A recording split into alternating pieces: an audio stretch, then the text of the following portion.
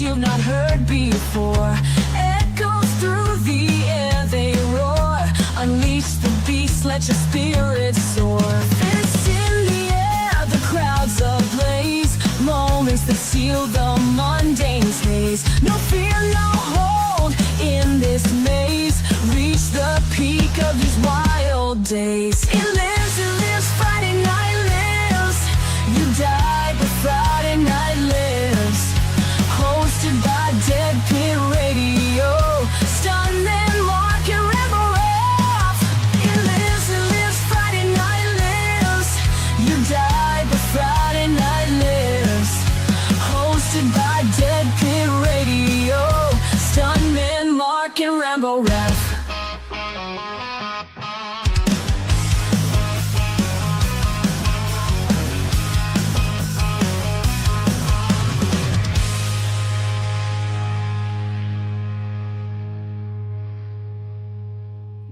Woo, shit. You ready for this? You ready for this show? It's time to get it on. Bang a gong. I'm ready for whatever the hell we're going to do. Me too. I'll tell you what I'm going to do. I'm going to beat the shit out of Mark if he don't get on here right now. Yeah. I'm going to figure out where you live, and Mark, and I'm going to come down there like the fluke man you got on there under the sewage system and come up and bite your ass if you don't get on here right now. Well, we fired him. No more DEI shit. It's a new age, That's new right. president. Right. We're going to send ICE to his Mark, maybe too much Jacob. Yep. We're going to send ICE over, deport him back God. to Haiti or where the fuck Mark comes from. We know where you're at, Mark. We know you're from Haiti. You lying to us. That's where you made the Jenkum. Doing his deliveries. Too much jinkum. You But- get out Chicago. I had an idea for tonight, and I was talking to you about it. And I think it'd be a funny thing to kind of start off with. Of course. If Mark ever gets his ass on here, right now, I can tell you what it is. But in the meantime, here we go with Nubbins. Nubbins. Nubbins says 2025 movies look like shit. I'm ready to go to a hospital and ask them to induce a coma for a year and try again in 2026. Also, Eli Roth sucks. All great points, Nubbins. All factual. Isn't it funny? One of the great things about Eli Roth to me, since he turned down our interview request, was that he resurrected his career with Thanksgiving and then immediately killed it with Borderlands. He had like not even a year to celebrate his career coming back. Now he's back to making a Ghost Fingered My Mom or whatever. Like whatever those awful Lifetime shows are. You had your chance and you blew it. You blew it. Shit. Now it's about the Thanksgiving too. Yep. He did. He really did blow it. Yes, Spirit Crusher. I got my shipping notification and Rambo did not. So Rambo ain't worth a shit. Apparently not. Apparently I have to wait till the next Ice Age before it fucking gets sent out. You were already mad about this. I got to imagine you're super pissed at this point. TerrorVision. I will never order from them assholes again. I'll say it right here. Like, you don't say December, then nothing. There's going to be early January, nothing. There's going to be Friday, nothing. Oh, now it's going to be next week. How about just next fucking decade? How about that? How about you just stick it up your ass, give me my money back? How about that? Man, I kind of knew that something was going to, because something happens with every one of their releases. Like there's some problem with it or shipping or something fucks up or like it happens every single time. And I've said a million times that company is kind of effed up. But I'm glad to get a shipping notification. Who knows like when it'll get here, what it'll be. Who knows if the disc will work when I get them. They could explode in the 4K player. I don't know. I hope that dog gets it. It's just a spite. Dude, it could totally happen. Like, well, they're only two people. They're only two people. Mark's making big pickle bologna sandwich. Yep. Jesus. What's up, Country Shake Media? Either. Hope everyone's doing well on this Friday night. Yeah, it's cold as balls where I'm at. I'm sure it is there too. Yeah, for South Texas it is. Yes, Carter, I do remember this. I remember this vividly. So lots of people. 2025 is so far, indeed, the year of shipping delays.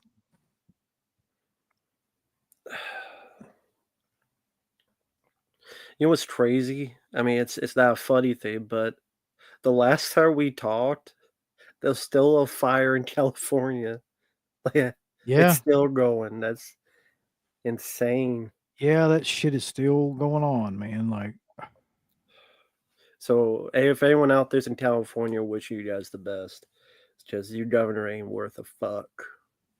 Neither is your mayor, too. Apparently, worth a fuck. They must be out to lunch or something. let's be honest about that. They probably aren't worth the fuck. I feel like that you have some personal insight into this, Sean. That did squirrels nest in your engine bay at some point? I have had cats get up in the engine. Luckily, like I recognized that they were in there, but I have had that happen before. Now, how did you recognize? Did you hear them like meowing or something? Around and meowing and stuff when you got in the car. Luckily. Okay. Oh shit. Well, I think we all knew it was going to happen. So everybody, we need like a graphic or something for when this happens that we can just put up on the screen. We don't have that yet, but I'll try to get Tim to work on that. But Erie Guts says a quick rip a slip before Mark gets here. Let me find a slip.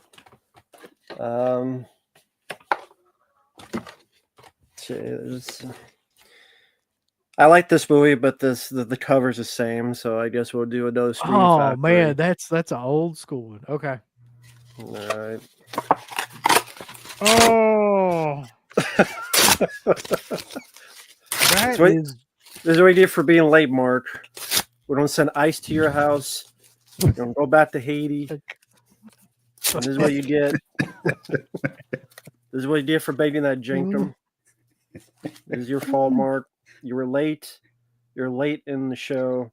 It's supposed to be here on time. I know you don't like lists. Yeah. You don't like ranking. Nope. You don't like timeliness. Late, motherfucker. So you see what happens. He rips some shit up now. What happens when you fuck a stranger in the ass? What now, Mark? I had to come on right at that moment. That's so killer. What the fuck, man? Every time. Every start of every show now. He's not going to have any layups soon. I know. I have some left, so if he keeps sending money, we'll get them all. We'll go through all of them. Mine too knows. I was looking at this the other day. Like I've got pre-orders that I don't even remember pre-ordering that still haven't got anywhere near shipping yet. So, let's see. The guy that voiced John Redcorn on King of the Hill lost everything in those fires. A lot of people lost everything in those fires from what I was seeing too. Yeah. Mm-hmm. I think y'all remember. Wait. Is it? Yeah, I'm back. I think I'm back. Yeah, we hear you. Yeah. Heidi Montag is apparently suing the city, I think, or the mayor, somebody, because she lost her house in that fire too. Which I imagine that'll probably happen quite a bit soon. I mean, do you think that's really going to get anywhere though? Suing? Probably not. It depends on who, like, what kind of lawyer you have in LA. I mean, I feel like that has the most to do with it. LA's where everybody gets off if they've got like a decent lawyer. So, right. Yeah, Mark is dressed up for the occasion. You got the spiffy sweater. Yeah, I figured I might as well wear this VS hoodie on here. So I got it last week. Let's see. Do we plan to review Lone Wolf and Cub movies? I hadn't thought about it. Everybody seems to be really infatuated with my red Solo cup. It is indeed a red Solo cup. No alcohol in there. I'm drinking red liquor out of it, and that's all.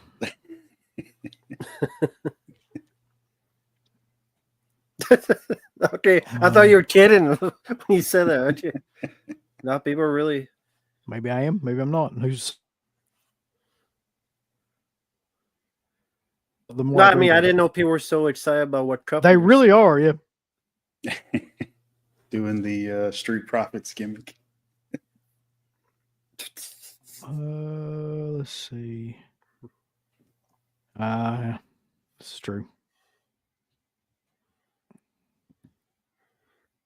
Oh, exactly. There was no.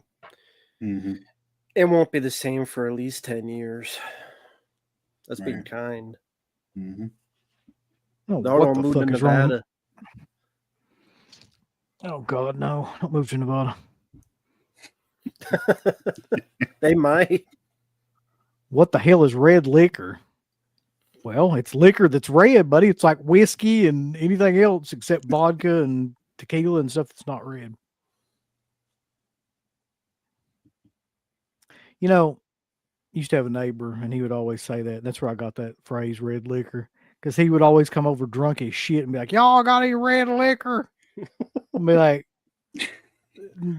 no. And then you go out there about 30 minutes later, he'd be like passed out in the driveway of his house. You'd have to like pick him up, carry him inside. Jesus. Good times. Man loves red liquor. Yeah. Okay, so let's see. What are our thoughts on flight risk?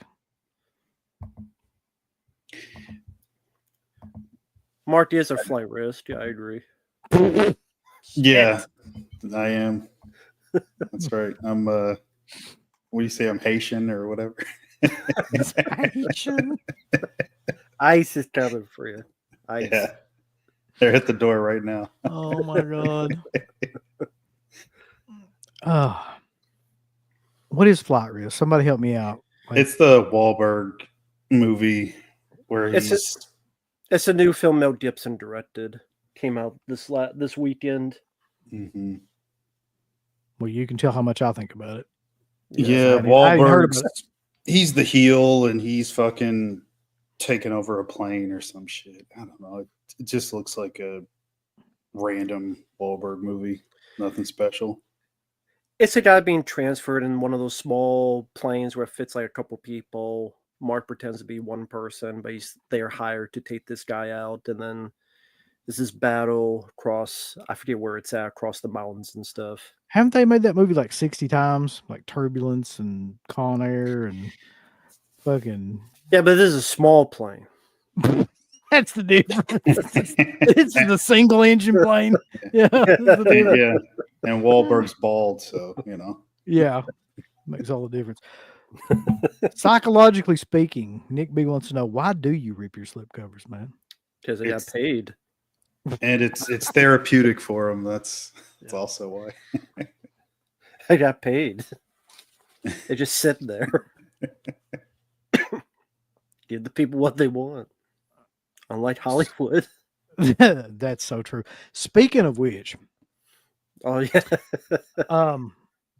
yeah, so one of the questions on here is like what we think about the Oscar nominations. I thought it might be a fun idea if we looked at the Oscar nominations on here and gave our kind of like review and thoughts about these nominations for Best Picture, Best Director, Best Actor, Actress, etc.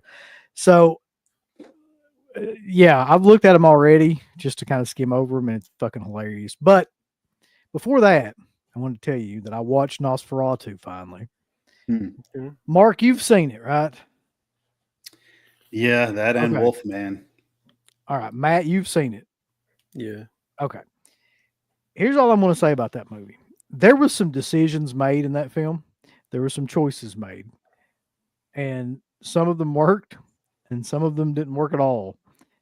And one of the biggest things that didn't work in that movie was that fucking mustache. What in the fuck?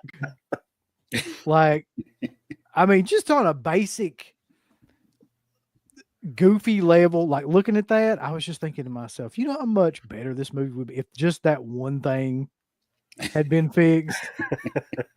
Like that character would look so much better, like if they had just not done that. And like I get it, like they're trying to do something different, Isn't but that like a feature that he apparently has in the book or something? I'd heard that, yeah. But That doesn't there's mean it'll translate well. to exactly there's a screen. reason why they probably didn't do it before either. I mean, Yeah. I didn't. People talk about the accent and the voice. I didn't mind that. I thought, all right, this is similar to what he did with the witch and all that. Like he tried to create something that would have been like semi like what it was around that time period. So I didn't mind that shit. Mhm. I didn't mind the length of the movie. Like a lot of people, you talked about that. Mhm. It's just there's something about that movie that it has a good look, good cinematography, good atmosphere. Don't get me wrong. There's just something about it that does not work as well to me as any of his other films. And I don't know what it is exactly. I couldn't put my finger on it when I was watching it, but it just didn't click with me. For me, I it's don't so familiar because it's just the Dracula story again, and like how many countless times have we seen the Dracula story told, where he's on the ship, people die, he wants the girl. There's the Van Helsing, but he's not called Van Helsing. From Bram Stoker's Dracula to two other versions of Nosferatu, you just seen dozens of this Dracula story told. To me, Mhm. that's why I'm like, did this need to be told again? Not for me personally. Yeah, I mean they didn't do enough with it to make it different, other than the fact, and I still fucking can't get over like the scenes where she like, has the seizures or whatever, because like the only thing I can think of now is where people have memed that with the Hulkamania like song when she's ripping her shirt off. That's all I can think about now. But I don't Yeah. know, man. There was something about it. Like I love his movies too. Like I've loved every other movie that guy has done. But I don't know. Maybe it was just too familiar. Maybe that was part of the problem. Like it's just the same story. You expected something new, but they just told the same story, but like just added little changes. Well, did you guys see Wolfman? No, No. I'll probably never see that film if I'm being honest. So you say that, and like that makes me think about that movie, because in that film you have a character where it's not exactly the change back and forth kind of thing that we've seen a million times over, and there's a million werewolf movies. So they do something a little different with it because it's more like body horror, which I kind of Yeah. thought was a cool approach. Hmm. And you see the transfer. It's a movie about transformation more than anything, and I guess survival. You see it from his point of view, not just like first person. I mean, like at night, he's got night vision. You can hear how he hears. You get the gist of like what it's like to turn into a werewolf, and he slowly becomes the Wolfman. But it doesn't have any real scares. There is some atmosphere, but like Doesn't he just look go- like? Doesn't he kind of look like Master Splinter? I guess that's one way to put it. Sure. Yeah, I think that's the main images that you probably see are the other Wolfman, because there's two werewolves in the movie. Oh, okay. So the one you're talking about is the one that like bites the lead character. So Mhm. yeah, it's a small cast. They try to make it somewhat claustrophobic at times. It's just like, I don't know, like Nosferatu, Wolfman. We know these kinds of stories. There's only so much you can do, Like I think all these things have kind of run its course. Is my point. Like Mhm. I didn't hate Wolfman, but I'll never watch it again. I don't even know if I'd recommend it. It's just kind of there, And I like Lee Winnell, but I don't know. I think these stories they're done, I'm really at that point too. Like, and I said this, I think last week, I don't want any more Universal monster. I don't give a shit. Like Dracula, the Mhm. Wolfman, the Mummy, fucking Frankenstein. Just no. I mean, those have been done so many times in so many different ways. You're not going to do anything with them. Like, it's just, please stop making those movies because it is the same kind of experience. And I'm never really liked a lot of those movies anyway. I mean, it has to be something really special, like a lot of those, to make it unique and different, and like make me want to actually see it again. But Nosferatu was not it for me. Like, I don't know what I was expecting. I really wasn't expecting anything huge, but like, because everybody had been talking about it. Yeah. But I didn't expect it to just be so like there. You know what I mean? Just like, did that kill it for you too? Maybe a little bit too much hype. Yeah. And then just, it was a whole setup for Dracula, or I'm sorry, for Nosferatu or Count Orlok to fuck. That was the whole thing. So you got like an hour and 45-minute setup to watch like a skeletal Orlok, bodysuit hump Lily Depp. So it's depressing. Yeah. I mean, He did make a lot of money though. Yeah. That's true. I think we both did see The Beekeeper. I like The Beekeeper. Yeah, it was a lot of fun. I enjoyed it. Thank you, Dylan. Thank you. God damn it. Oh, I don't know about that. Yeah, I can't agree, but sure, whatever. I'm sure you look forward to Smile 3. I saw your video. I know you like Smile 2 more the second time. It. Actually, when I was able to get through it, I was like, when I sat down and focused on like what was going on, like there's a lot of goofy shit in that movie too. Don't get me wrong.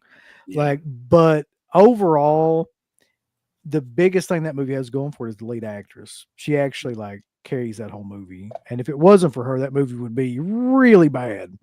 But I mean, she plays a really good job going insane and kind of going from, point A to point B with character development of like what's happening in that. And there's some genuinely creepy shit that happens in that movie. And you don't see the goofy, well, maybe for like a split second you see it, but not long enough to like it was in the first. You don't see the goofy thing, that's actually the monster or whatever. Like, that's not even in this movie, which I prefer that. Like, I don't want to see that fucking goofy Maggie Gyllenhaal looking thing come out. So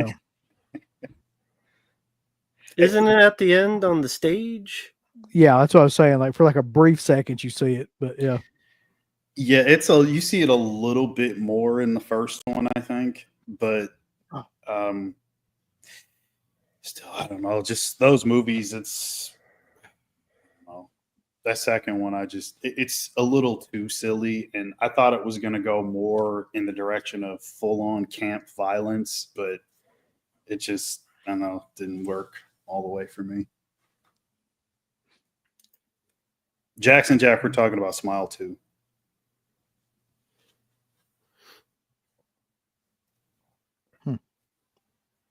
Just random throw mama from the train reference in the chat.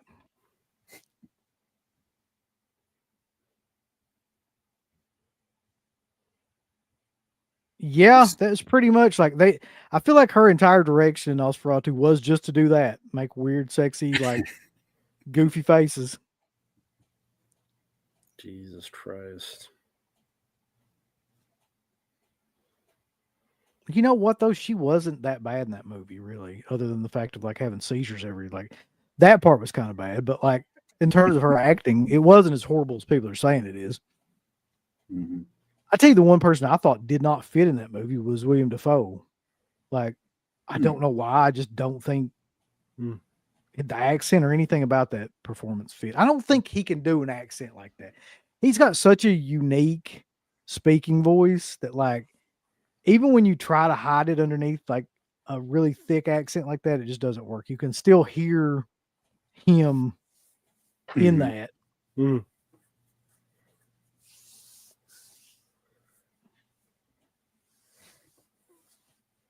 I don't know. Lily Rose Depp didn't do it for me. It felt like every scene she's trying to have an orgasm. I think that she was. I think that was really the point of the whole fucking movie, is that she wanted to be down to fuck, and so did he. Like, well, good for them. I'm not involved, so I did nothing out of it. So you get to watch, That's not good enough. No, I'd watch other stuff for that. But like, you know, That's request. Dirk's in here talking about it. Like, you know, when you talk about the comparison of Smile 2 versus Nosferatu, I had way higher expectations for like Nosferatu than I did Smile 2. I mean, that's like you really can't compare. Right.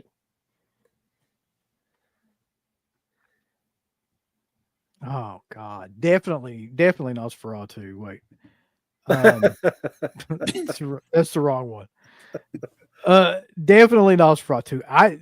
His role in Beetlejuice was like something that was written a year after the movie was completely finished, I think, and they just decided to add that character. Yeah. That's what it felt like for all the characters in that one. That's true. Which was the better role? Speed 2. All right, you ready to take a look at these? Sure. Oh yeah. If I know what most of these are. I don't think I know what most of them are anyway, but like there's a couple that I know, but a lot of this is just bullshit. So we're going to look at the 2025 Oscar nomination list that just came out. Mhm. And I'll get excited. Shitchy paints. Oh boy. Oh boy. So, Best Picture. Anora, which everybody has been like fucking hyping up like crazy. I need to see that movie. And I realize that. I haven't seen it. I had never heard of it before until you put this list up. Well, it was I think it was Carta that mentioned it on the Discord. He was putting it over pretty hardcore. The Brutalist from A24 I haven't seen. A Complete Unknown. That's a complete unknown to me. I was thinking that. Conclave, I've heard of at least, but have not seen. Dune 2. Somebody had to make you watch that, Rambo, didn't they, at some point? Not yet. Thank No, God, okay. not yet. More sand. I'm sure. More fucking sand. Emilia Perez? Emilia Perez. Emilia Perez from Netflix. I'm surprised that got any sort of attention. That's 13 nominations, Mark. Damn. Yeah. I just Because I don't chick know. with the dick. Yeah, I know. I know the whole thing. I just whatever. Let's Chick move with on. a chick with a dick is best actress, Mark. That's an Yeah. actress. If you had a dick, you could be an actress. I can't do this shit with you tonight, Rambo. You fucking kill me. It's the if I'm wrong, people can tell me I'm wrong. So I don't know anything about that movie, just what you told me, Rambo, beforehand and what y'all are talking about now. I had no earthly idea like what the hell that movie was. I'm Still Here, which I don't also know what the hell that is. Could be the Eric C. Collins story. Nickel Boys. Here's two that I do know at the end. The Substance, which is Yeah. fucking wild that's nominated for Best Picture, man. If Yeah. you think about it. And Yeah. Wicked. Huge So, shit. There's your Oscar nominees for Best Picture. Jesus Christ. And I know I've heard of 4 of those films, and I've seen 2 of them, if that tells you anything. Mhm. I've heard of 4. I've heard of 4 of them. I've only seen 1. The Substance. I've heard of The Brutalist. I've heard of Dune, Substance, Wicked. Good Lord. Yeah, I've heard of most of them. I've only seen a few. I guess this is the best of. This is Apparently, the best of the best. It's the best of the best. Reminds me of that line from Hot Shots, the best of the best of what's left. But Pretty let's be much. honest. I mean, the Oscars have never been worth a spit. I mean, No. I just think it's funny to go over these lists because, like, yeah, You'll see shit on there like this you've never heard of in your life, and then it'll be mixed in with stuff like that. Which there is no chance in fucking hell that The Substance wins Best Picture. I just want to go ahead and put that out there. But it would be nice. It's not gonna happen. Well, I mean, I'm guessing what will win. I think we all know. Mhm. Best Director, Sean Baker for Anora, Brady Corbett for The Brutalist, James Mangold for A Complete Unknown. I'm not even attempting that. Jacques Adud for Amelia Perez, I'll do it. and Corley Farthead for The Substance. You know what I think will happen here, though, if I'm being honest? I think she will win that. She'll either win that or she's also nominated for like best screenplay, I think. She'll win one of those two for The Substance. I don't know which one. But she is going to win an Oscar, guarantee it. Maybe director then. Yeah. Best, let's see. Any of those Sean- like Sean Baker sounds familiar. What did he do? Anora. I want to say that I know a Sean Baker, but he was the dude in Land of the Dead. And I hope that can't be the same guy, right? No. He did something that I saw, like at least a couple movies. Is that the guy that did Tangerine? Yes. Tangerine. Oh, it is? Oh, okay. Well, I mean, there Yes, it is. makes sense. Okay. He did Red Rocket. I can't ever hear that without thinking about that South Park episode too. Yeah. Red Rocket. He did Red Rocket. He did Tangerine. Yeah, the Florida Project. Yeah.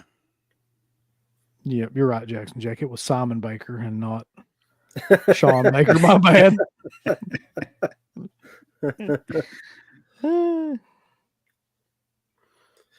But yeah, I remember Tangerine. That's the one with the transgender like sex worker, and it had that weird look to it because I think he shot it on an iPhone. I don't know. Was that nominated too? Seems like it might have been, but that was a while ago. I don't know.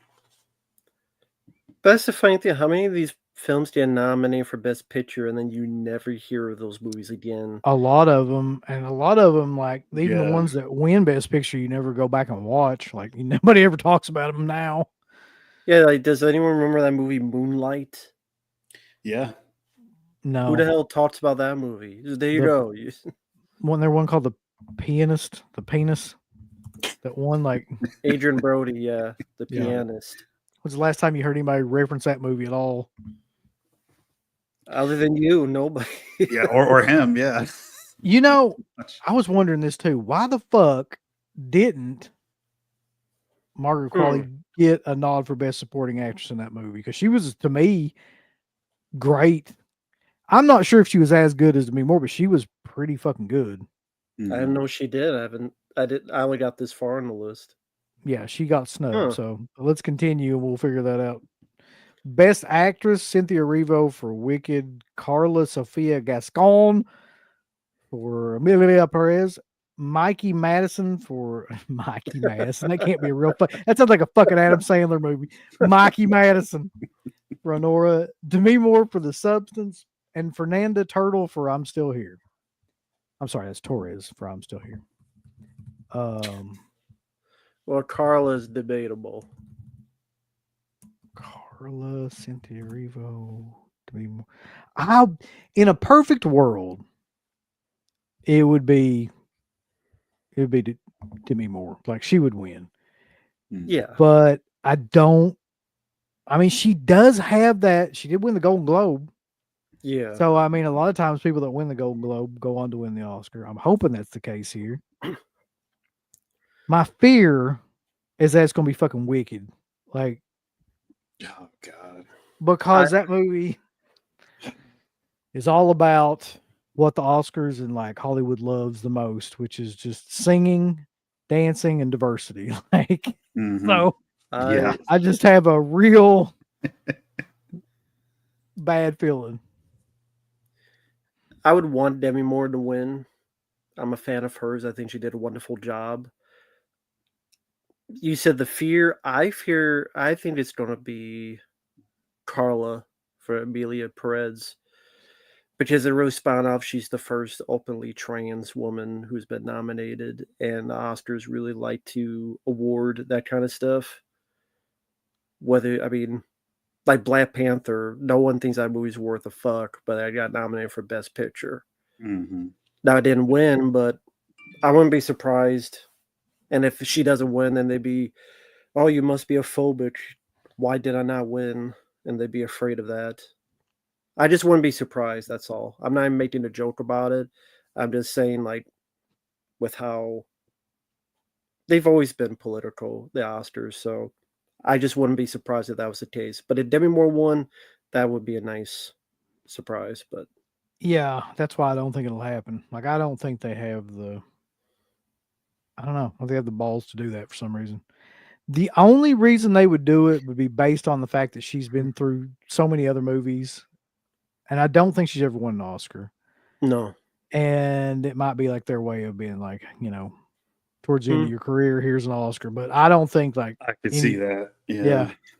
Maybe, yeah.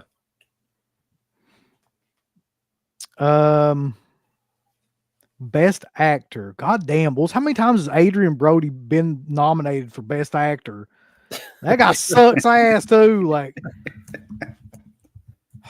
See another Tom Cruise for you. I don't think have you ever liked the movie Adrian Brody's been in? Yeah. That's like a There's a star. few. As the star. As the lead? Yes. I have to look his filmography. Does the Thin Red Line count? No. Okay, well, fuck. What's that Let me one? Is it The Jacket? Yeah, Is he that was the in one? The Jacket. Was he the lead? He was the lead, right? Yeah, Yeah. I haven't seen the film forever, but he was the lead. Yeah, I didn't mind that one.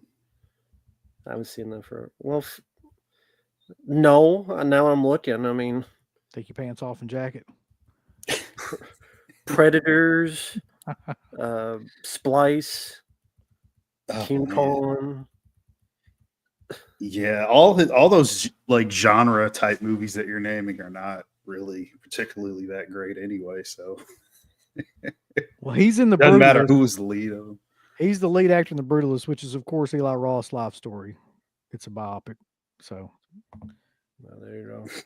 and then my favorite actor in the world is also nominated for Best Actor in this, Timothy Chalamet, a complete unknown. What's like the big deal with everybody blowing that guy? Like I don't see it. You don't like Timothy Chalamet? I just I don't don't get the hype around him. It's like he's like the male Jenna Ortega at this Maybe point. they think he tastes sweet. I don't know. He kind of is like a male Jenna Ortega. You ask why they keep blowing them. I'm like, I don't know. Maybe it tastes sweet to them. I don't know. Wait a minute, Bulls. Bobby Reynolds is in here with a $50 super chat right off the bat. Wow, thank you, He Bobby. ain't fucking around tonight. He says, I No. wonder if TK Carter did any skits. I saw him on Punky Brewster as Mike the Teacher, and he's funny, especially imitating guys like Mr. T or Michael Jackson. TK Carter is also in The Thing in the 19. He's got on the roller skates. I can see him and Fabio hang out doing imitating. Me too. I was just thinking about that last night. Him and Fabio. Well, first off, thank you, Bobby. That's an actor that I honestly thought he would go into bigger things, because I would see him pop up on stuff like he mentioned The Thing. He was in Southern Comfort. He was in another great one. And yeah, I thought like he seemed like a good personality. He seemed like he could be pretty funny. And he didn't really, maybe because those films weren't really popular enough and he wasn't the star, but he didn't go on to do a whole lot from what I remember. I mean, I think he appeared. No. I can't remember the last film he was in. I mean, that I recognize. But yeah, well, thank you, Bobby. Yeah, I don't know. I don't know if he's done. I doubt he's done skits. Unless he was on shows like he was on the Steve Harvey show. Maybe he did him on there. I don't know. I didn't know Gregory Hines apparently had a show. He was an episode of that. So he was on NYPD Blue, but that's not really known for skits.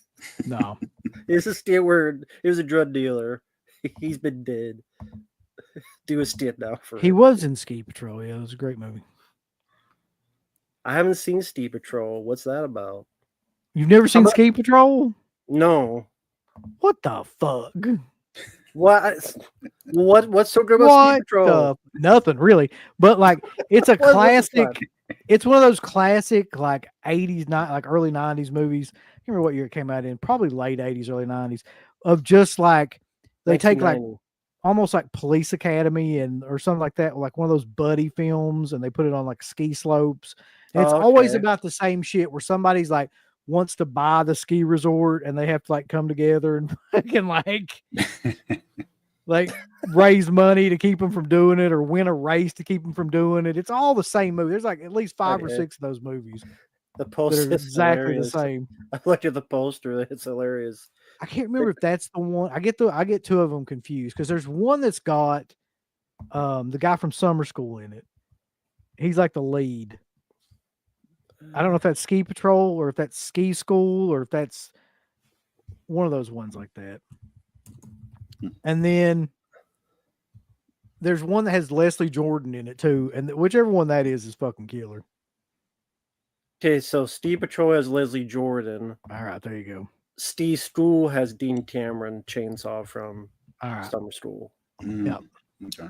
Why were there so many Steve movies at that point? Was like Steve like this big fad that just I popped think up? that it's just like one of those really niche subgenres that caught on for like a really brief period of time. Like, Yeah. like So they- snowboarding? yeah, they just and like roller skating or like rollerboarding and shit like that. Like they just fucking skateboarding. Like they just put out like a bunch of those movies for like a year or two, and then that died like a horrible death. They never saw it again. So which one do you like more, Steve Patrol or Steve School? If you can I remember, like Or- Ski Patrol more because that's the one that has Leslie Jordan, and Leslie Jordan is probably the best character in any of those movies. But if Ski Okay. School is the one that has Dean Cameron in it, or not Dean Yeah. Cameron, but what's his name? Dean Cameron was Superman, wasn't No, that's Dean Kane. he? Dean Kane. Fuck, Dean- I'm getting Dean all people Cameron's mixed up. Dean Cameron's in Summer School. Chainsaw. That one's actually pretty good too, and he's Okay. actually pretty good in it. I mean, I would recommend both those movies. Really, Huh. we should do this. This should be killer a ski movie tier show. How many are there? There's only like 5 of them, I think. I'm sure they made like 100 of like really low budget ones that I've not seen. But We also put like Vertical Limit, Chris O'Donnell, all these Steve movies no one knows. so, but anyway, off the topic of ski movies. Next for best actor is Coleman Domingo for Sing Sing, which no one's heard of, and no one knows who any of those people are. Ray Fiennes for Conclave. Heard of it. And like I said, I haven't seen it. Definitely, he's usually nominated for something. Mhm. And Sebastian Stan is Donald Trump in The Apprentice, as we all know. Mhm. Yeah, Great he movie. wasn't bad in it. I mean, I don't know. He wasn't bad in it, but like, okay, who would you nominate for a best actor? It doesn't have to be Oscars, but like, what was the best actor you saw and best that from any movie you saw? Whether in the horror, past whatever. year. Yeah, for you and Mark. God, Like you Like, thought that's a mm. really good performance that guy had. Same for people in the chat. Doesn't have to be for Oscars. I mean, like, what was the best actor performance you guys saw that people in the chat can say as well? Shit, that's a yeah, I know good who I question, picked. but yeah, Oh no, I just seen it pop Fuck up. you, Fuck Rambo. You no. know who it's going to be. no, you can't. I am. Well, go ahead. I don't even have to say it. Jackson Jack knows what's up. For fuck's sake. I swear to God, if I had to pick one person that I thought that gave like the most memorable performance in like a horror film, especially that one. Mhm. Oh, memorable, all right. Well, there you go. for all the wrong reasons. It's about Like putting asses in seats, bulls. Like John Travolta and fucking Fanatic. That was a great performance too. You got to give him that. He was. What did I? OCP's in the house. Got a $10 super chat. It's been a while since I have sent one of these. Since you are talking Oscars, what are your thoughts on the makeup effects Oscar being ruined as of late?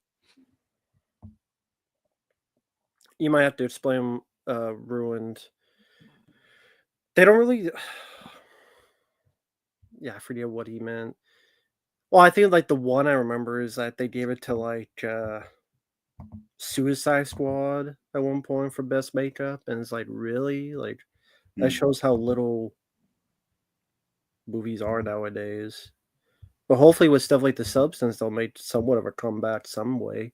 You would think, but You would, they may learn the wrong lessons. Yeah. why is there not like a best AI generated thing now? There should be. There will be in the future. Sequence. Best AI like editor, writer, something like that. Okay, so he Programmer. means they don't really give it to make best makeup effects. They give it to best makeup and hair. Oh, I see. So they quit like doing the practical makeup Yeah. effects, and they're just doing like makeup Hair and and all shit. that. Yeah. Mhm. Well, that's well. If you think about it, what the fuck are they going to do it for anymore? Like, unless it's This- a horror film, and they don't do horror films at the Oscars. Like, they don't ever nominate them except for Except the the substance. substance. Yeah. They Yeah. have the substance. I mean, that's the first one in like, I couldn't even tell you how long that I remember.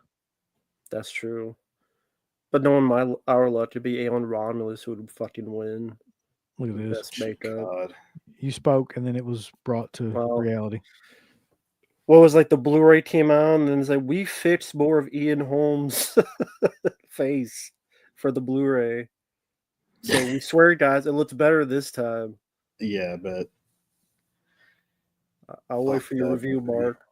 yeah, Review the Fuck Blu-ray that. 4K. that ain't gonna happen. You didn't buy the Blu-ray 4K from Germany? No. What the fuck? All right, let's look at best supporting actresses. At least I know two of these. So you got Monica Barbaro for A Complete Unknown, Ariana Grande for Wicked. That's crazy. Felicity Jones for The Brutalist, Isabella Rossellini for Conclave, and Zoe Saldana for Emilia.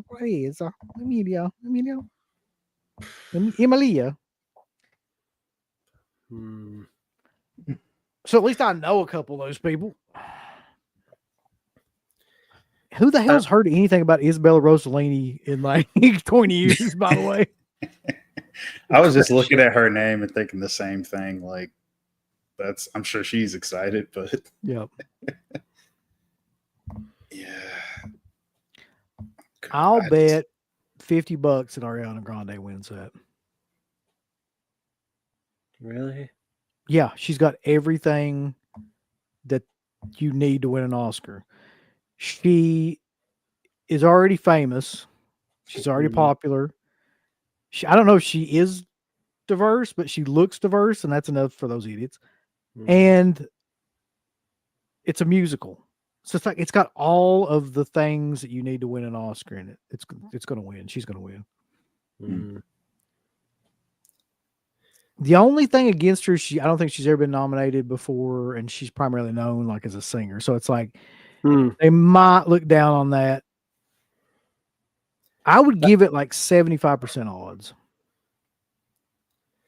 So has anyone in the chat or here seen Wicked?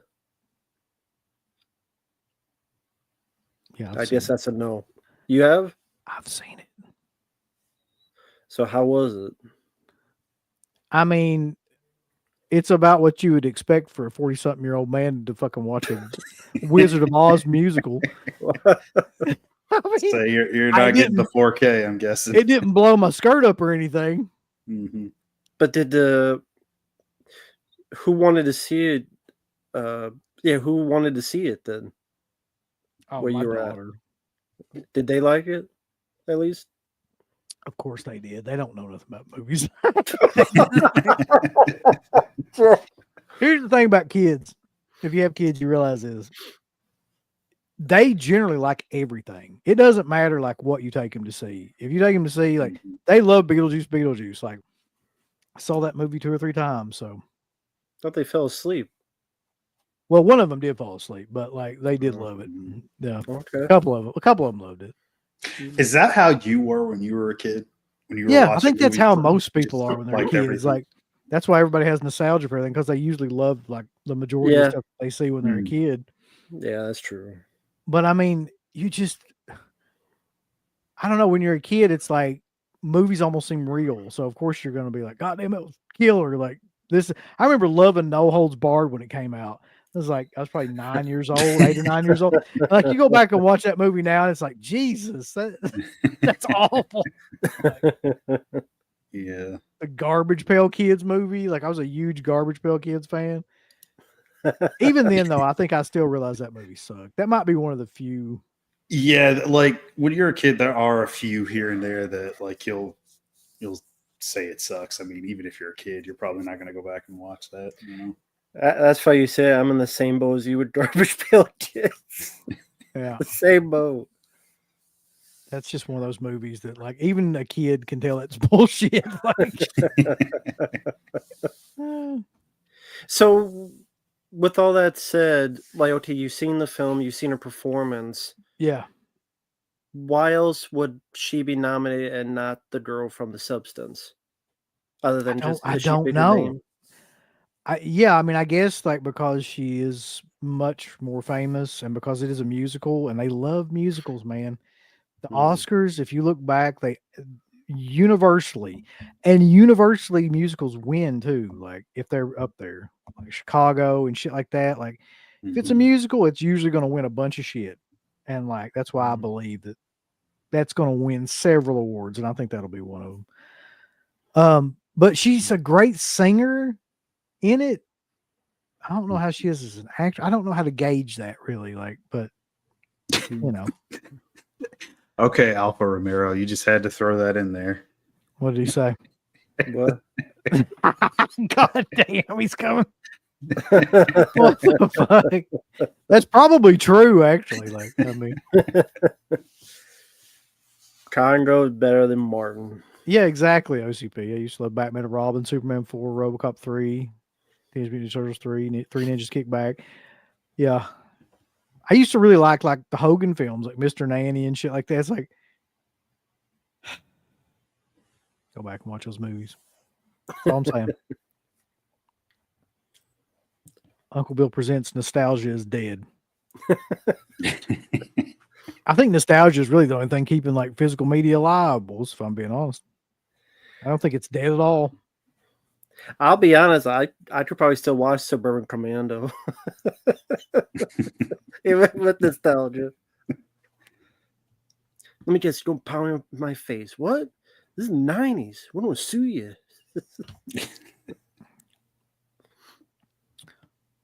It's not. It will maybe win best song, costume design. Oh, Holy- wicked. Yeah. I didn't know that OCP was a soothsayer, bulls, but he's looked into the future. I guess we just wait and see what fucking happens.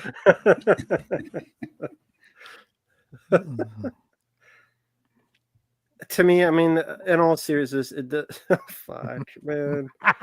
It ain't that I knew bad. that was true. I knew that was a true story for some reason. It ain't that bad, man. To troll Uncle Bill, it's not that bad. It's not that bad. It's not. Dracula 3D is not that bad. It's Look, I didn't bring I got that an movie idea. up. I got an I didn't- idea.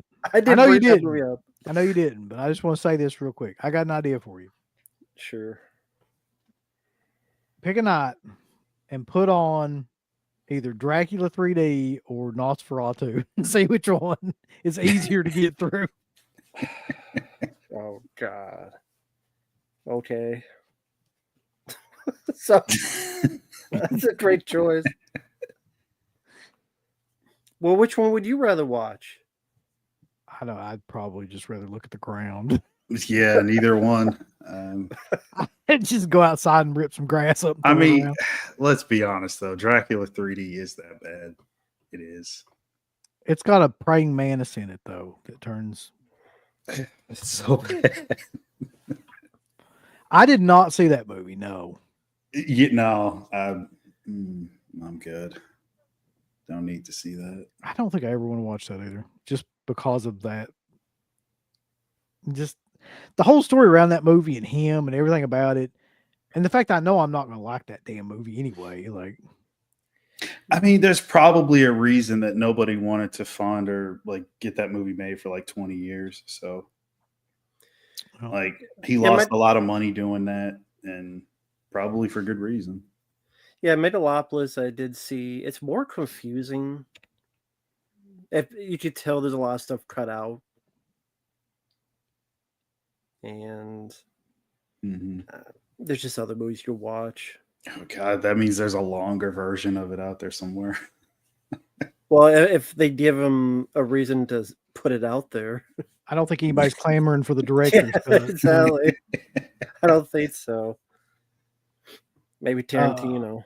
How do you feel about Point Break, Rambo? I don't remember you ever talking about the movie. He loves surfing. I mean, Yeah. Yeah. Rambo surfs every weekend. I plead the fifth. All right.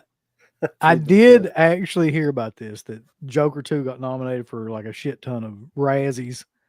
I think it got nominated like for the actors too, Lady Gaga and Joaquin and all that shit, which I've never seen that movie and I never will see that movie. It's just It got nominated for worst everything.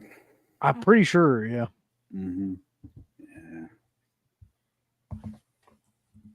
Yeah, motherfuckers. Dracula turns into a praying mantis in the book. He's got a mustache in the book, and he turns into a praying mantis in the book. So we're being accurate. We're all about accuracy. Maybe it's a shitty book. That's the fucking case. I think we just had that conversation earlier about things not translating. Yeah, Listen, maybe the it's praying mantis thing translates perfectly. Yeah. We all it know really that. does. Bobby's back. He says, what if your house got turned into a cartoon and then your door and your walls and you turn into a cartoon? Your steak got turned into cake and milkshake and you open Mellow Yellow, button comes out. So I'm in that movie Cool World. Yeah. Remember that movie? God, Brad Pitt. Yeah, I'd want to just kill over if I'm in the fucking world with Brad Pitt. I don't want to be in Cool World. Shitty fucking movie. That would probably be my luck. If when I die, I'll come back and be in a shitty fucking movie for me to rant forever for history. Is this what you get for being mad at all these movies? Now you get to live in one forever. If you could like pick one movie you never wanted to return to life in, what would it be? Like the worst fucking movie you could think of to be in for eternity. Human Centipede. That's a pretty good one. Yeah. Yeah, I was thinking like Serbian film or something like that. Yeah. Oh, yeah. Yeah. What about you? All right. Hatchet? No, it'd probably be Hostel. No, it would be Green Inferno where I have to be around a bunch of fucking like dope smoking cannibals. You don't want to be trapped in that cage while that guy's The jerking guy's off. got diarrhea and he's jerking off all over himself. And there's a bunch of vegetarian. It's just what a mess.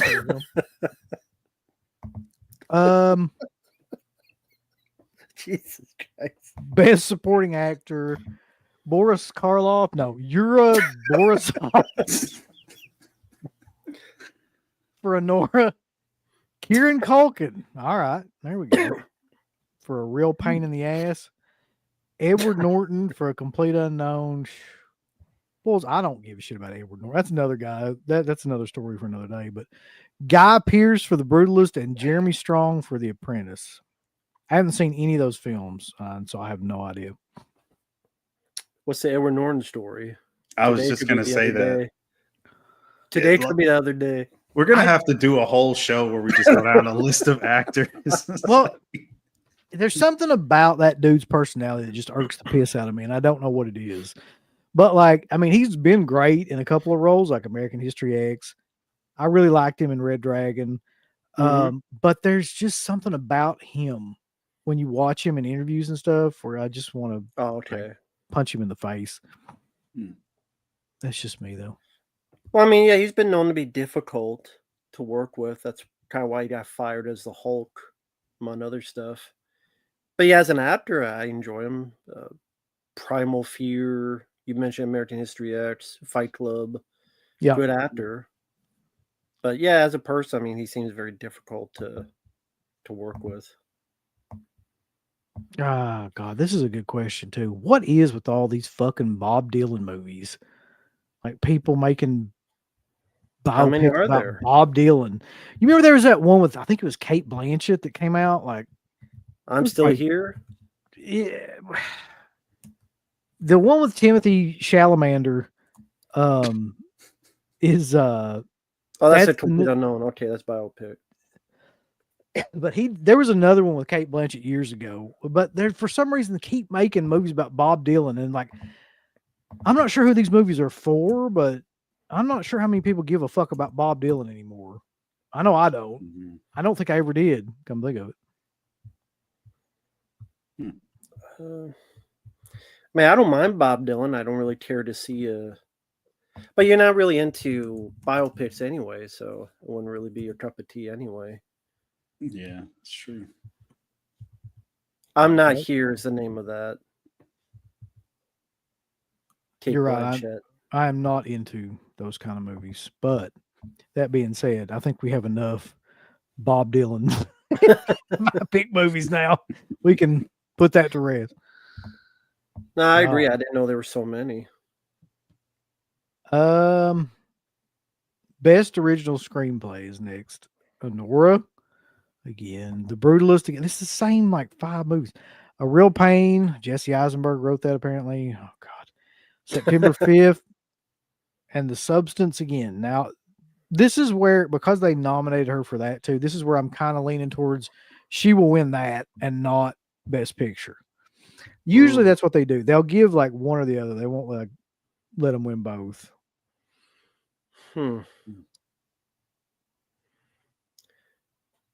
See, I would say if I had to pick, it would be director because that would seemingly be more noticeable. This maybe The Brutalist because I know that's a praised movie and they probably want to give that something because it's probably not going to get Best Picture. It's probably not going to get the other stuff. So maybe that could be the golf clap, like Men Yeah. at Work, the golf clap. Yeah. Yeah. Maybe. I mean, I don't know. Like, doesn't fucking matter. Mark, have you seen any of these movies? Besides, No. Well, it would be cool if there was a clean sweep for Substance. Like, what was it? Silence of the Lambs? that's true. That yeah. would be pretty fucking cool. I mean, shit, I I think don't- that's probably the last time that's happened, like for a genre flick. Like it's been, I don't what, think 30 years? the Academy is that cool. I don't think they're that like to do that. I wish, but like, It's a once in a generation thing. Like it's just Yeah, I never know. gonna happen again. this is killer. Bobby says, "What if your head fell off?" Which is a great start to any question. And you took it to the door to be put back on, but the doctor said, "Sorry, I'm busy right now. Maybe next week." A week later, you went back to the doctor to put your head back on. So, what would I do without a head for a week? First of all, where's the head? Do you have possession of? I guess you would have to have it put back on. So, is it like? Yeah, I mean, if I took it, Are you walking around with it like fucking? like a backpack or something. Or Yeah, I just you're alive. I'm assuming because you're walking with his head. yeah. I'd be. You ever see Reanimator? Yeah. Do you like sew it back on at some point, or do you just carry it? Like, is it? I probably just carry it because I'm not good with needles. I wouldn't be able to sew it back on. It's staple it. I mean, get one of them. I don't know. That would seem like it hurt. I mean, however my head's off, I would think that hurt enough. I probably don't want any more pain until I put it back on. Prater would they? says that's the best questions ever been asked on here. I kind of agree with him. That might be the single best question that we've ever had. Well, what would you do? Would you staple it? Your head? Me? Yes. What about you, Mark? Shit, I don't fucking know. That's Well, a hell what of would a you- question. Really, it really kind of like pause. You have to pause and think about it. Like, what would you do? Yeah, You're alive through some sort of miracle, and you've got your head, and you've got to figure out, like, you've got a week to figure out what in the hell to do. You play tricks? You'd be like you're typing, but your head's over here. It's like That's probably what I just freak people out with my fucking head, like, for a week, and just will you play a prank like on your kids? yeah, put it in the bathroom, and they come in and be like, fucking shit their pants. You mentioned the reanimator thing. I mean, you could do that with your head attached, though. So True. Well, what would you do then, Marge? Since you have the answers, well, I ain't gonna use it on myself. I know that. I never said you were going to. I said, "What we don't do?" If you Oh, have no okay, I thought head. that's what you were leaning towards. No, I said, "What you don't do with no Uh, head, but you carry it around." What would you do? I don't know. I'd become a carny, make some money For a off of week? it. Yeah, for a week. You could have like Legitimately. when you have your Germany, and then you have your head here. So like you're talking right to the thing because it's right as tall as you, and then your arm is doing all this stuff for the video. Here's what I would do. I'd go out somewhere, and I would first of all figure out, like, I'd epoxy glue it onto my body, right, onto my neck, and then I'd go out and panhandle, and be like, "You're getting ready to see the greatest magic trick in the world," and then I would be like, "If you want to see it, you have to pay like $100." So then you work your way up to where you get on TV. In a week, I feel like you could do it if you can remove your own fucking head. You get on Yeah. TV, you become a big act. Then you like do one night in Vegas, you make a couple $1 million removing your fucking head. There you go. You're a millionaire. You get your head sewn back on, or however he puts it back on. Yeah. There we go. Well, hopefully it stays on. I mean, if it fell off in the first place. Right. Like, why is your head just fucking falling off anyway? You get cut off, or like, Thank you, Bobby. there's really no more good, like, categories to this either. The best cinematography, and Nosferatu is nominated for that, by the way. Hmm. Best costume design, they're nominated for that. Best production design, blah blah blah blah blah. Hey, Mark, best visual effects, Alien Romulus. Oh my god. But yeah, that's what's like best makeup and hairstyling. It's Yeah. stuff like Nosferatu's Wicked. in there, best fucking mustache. you just think about like makeup effects back to the day, like if this is the best you got, these Hairstyling though, like it's just I would never even think to. I mean, I could see like wardrobe or something like, but hairstyling. I always thought that was a weird addition. That is. have on. Carter says that's only happened in terms of sweeps of the big five. For It Happened One Night, One Flew Over the Cuckoo's Nest, and Silence of the Lambs. That's kind of crazy. It's about All right. time for it to happen again. Well, these were you mentioned the Razzies. These were what nominated for worst movie: Borderlands, Joker 2, Madam Web, Megalopolis, and Radian. Out of those, what would you say is the worst one that should win? Of these, Mm-hmm. Hell, that might be a more entertaining list to look at, huh? yeah, just like the 45th Golden Raspberry Awards. Exactly, OCP. Thank you for bringing that up. Where is The Crow on that list? That's probably like in the worst remake thing. I don't know. Of those 5, fuck. This is so killer. This because Borderlands is on here for Best Picture. Maybe Ah. probably Joker 2, just how much it fell, because the first was such a good film in my opinion, and Mm. that was just a massive miscalculation. Like, it's a musical and it's so long, and how they just completely negated the first film, and almost like they wanted to make it bad on purpose. You go, So Will. like the Tarantino thing where he says like that was the point of it for it to be bad on purpose, but I don't think the director's that smart to do that. But just that I can see why someone would think it because it feels like it, but I think I don't know what they were thinking with that. Worst picture: Borderlands, Joker, Megalopolis, right?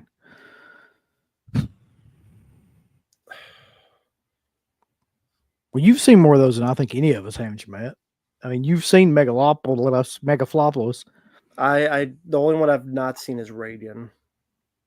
Which, I mean, I saw the trailer, didn't seem that bad. It seemed like just maybe if you don't like Ronald Reagan, but yeah, the others were pretty bad. Borderlands was like forgettable. Megalopolis was confusing. I know who I'm picking for worst director in that list. That's killer. Yeah. I don't think you'll win. I think it'll be probably Todd Phillips, but yeah, it'd be funny as hell if he did. it's crazy that they put that on there and then like you have somebody else work on the film. Not taking anything away from like Eli or anything, but like that's kind of fucked up. It's like it's not all him. Like somebody else came in to work on it, and then you're like, oh well, you're gonna have to eat the shit on this one. Yep. So I'd probably give it to. I haven't seen the movie, but I'd probably give it to Francis, just because that's such a fall from grace. Just overall, that movie didn't even look good. It did And nothing about it. The dude like wasted his entire life savings to make that piece of shit, and just Yeah, Well, shit the bed. I thought he had money left over. I guess, but I mean, how Probably much ain't was it? much. Like 160 million or something like that, or something crazy yeah. that he spent. Like, Yeah. so okay, what about for worst actor? Jack Black as Dear Santa, Zachary Levi, Harold in the Purple Crayon, Joaquin Phoenix for Joker, Dennis Quaid for Reagan, or Jerry Seinfeld? I didn't know he was in.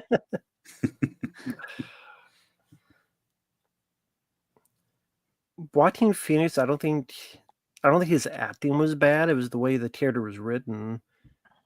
The only one I saw, I didn't see the others, but hell, I would guess Jack Black. I was gonna say that like everybody just wants to give it to Jack Black just because. So Yeah. Might as well. Just tired of his fat ass. Damn. I just that Minecraft movie's coming out. He was in Borderlands as that stupid robot. Mhm. That trailer, Dear Santa, looked awful. He's gonna be a new Anaconda reboot. He just must need money or something, man. Like that's crazy. He's pulling a Nicolas Cage now, just going in with every movie. Yeah. Mhm. Bobby's got a couple super chats though. Oh. Matt said, "Once upon a time, there are two heroes that they're alike." Rambo says, "Hey Raphael." Uncle Bill said, "Wait, you get to do a Rambo voice." And hey Raphael, we're at a bad guy's place. I don't know what that means, Bobby, but thank you. I did. Thank Maybe you. David Lynch wrote it. Got another one. Raphael said, "Yeah, Rambo, let's blow Uncle Bill." See, that's why punctuation is important. If I just read that as a run-on, let's read this two different ways. Raphael said, "Yeah, Rambo, let's blow." Uncle Okay. Bill said you got to do Raphael's voice. Yeah, Rambo, let's blow them up. The end. Now let's read it all together. Rambo said, I'm sorry, Raphael said, "Yeah, Rambo, let's blow Uncle Bill." Said you got to do Raphael's voice. Yeah, Rambo, I ain't let's doing blow that. I ain't doing that. Not for any fucking It's super the chat. importance of punctuation right now. I'll God. rip this, but I ain't doing that for a super chat. That wasn't $5 it. nonetheless. Like, yeah. I'll do this, but there ain't no blowing. Not for any price. But thank you, All right. Bobby. Thank you again, Bobby. Worst actress: Kate Blanchett in Borderlands, Bryce Dallas Howard in Argyle, Dakota Johnson in Madam Web, Lady Gaga, and Jennifer Lopez in Atlas. God, that's like a Yeah. Shit. I'd probably give it to Lady Gaga. She just brought nothing to the role. Like, I mean, I know it's part of the thing is like the script and everything, so she's not given much to do, but like, it's just there. Just like take it or leave it. I don't know. I guess I'd go with Dakota Johnson, Madam Web. yeah. That's kind of like quite possibly well regarded as one of the worst performances. And first of all, I don't even like her as an actress. First and foremost, if you watch like any of the movies that she's in, she basically has, even in like the ones that I like Suspiria, she has one inflection, like one range that she can get into. It seems like, and it's that like, you know, serious, stout face looking shit that she does. So if you translate into a Marvel movie, that's like my fucking idea. Hell, Sounds about right. and you're exactly right about this too. Like Jennifer Lopez has always been a bad actress. There's never been a period of time where she was a good actress in anything. Yeah, I was just watching the Cell 4K that Arrow. I was too, yeah.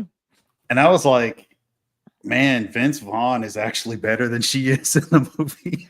Well, you watch that movie. The one thing I noticed the most was Vincent D'Onofrio is like fucking. He's on a different movie. He's on a different like plane than anybody else in that movie. Like with his performance, and then you got Jennifer Lopez and Vince Vaughn just like doing whatever they do, and it's so noticeably like different. Yeah, definitely. Yeah, it's just I don't know how she got. I guess popularity.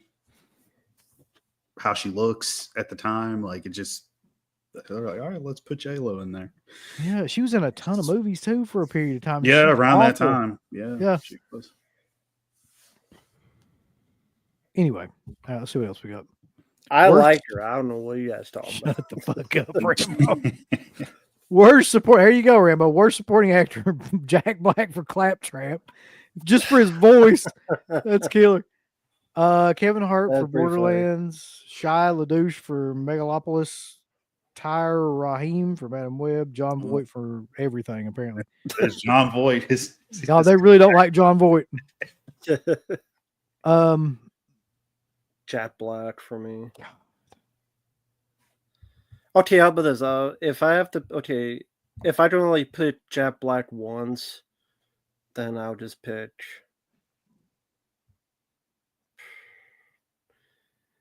Why isn't that fucking guy from The Crow and worst actor, Bill Skarsgård?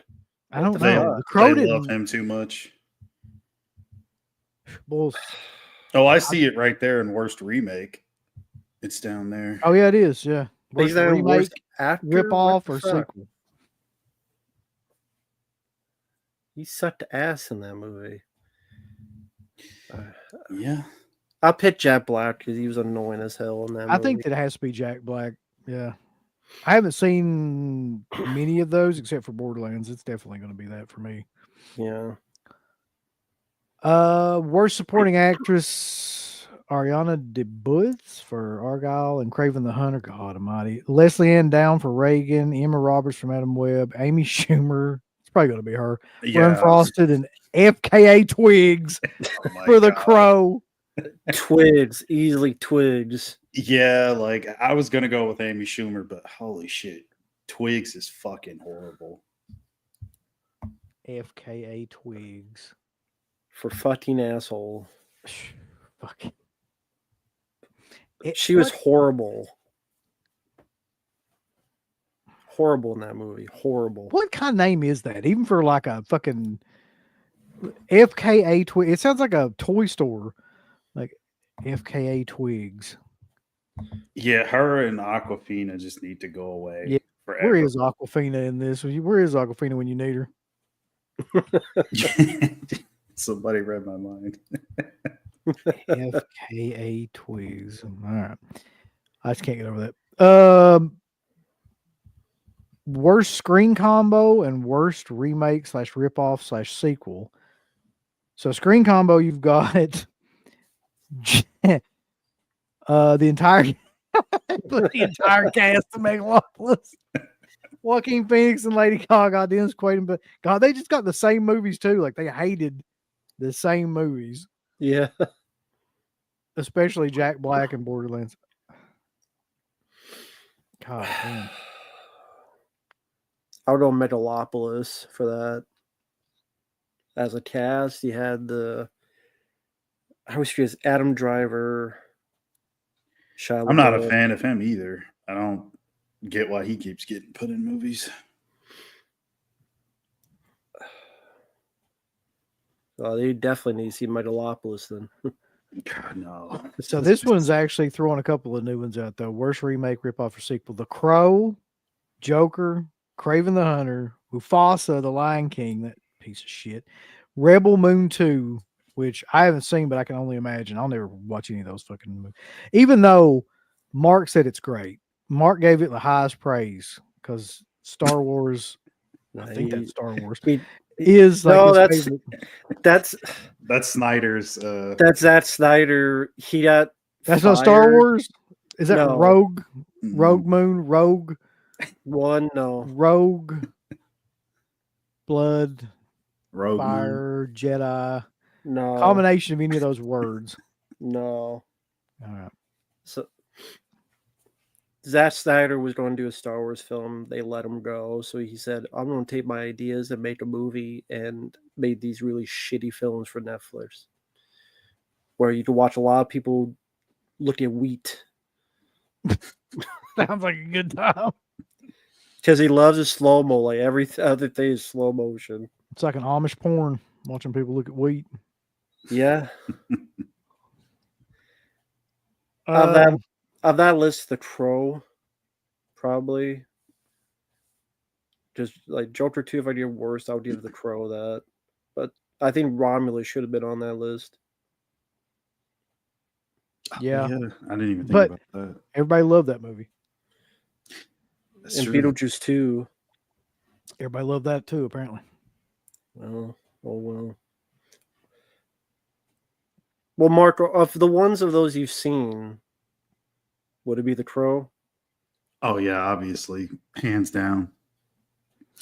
That might be the worst movie of that year for me. Hmm. Damn. That's I how have, bad I think it is. I have to kind of watch that movie, I guess. No, don't even. Well, I mean, if you're saying it's the worst of all that shit, then worst screenplay, I don't think anybody really cares. So nominations: 7 for Joker, 6 for Borderlands. That makes me so happy. Yeah. That's the Razzies, though. There you go. All right.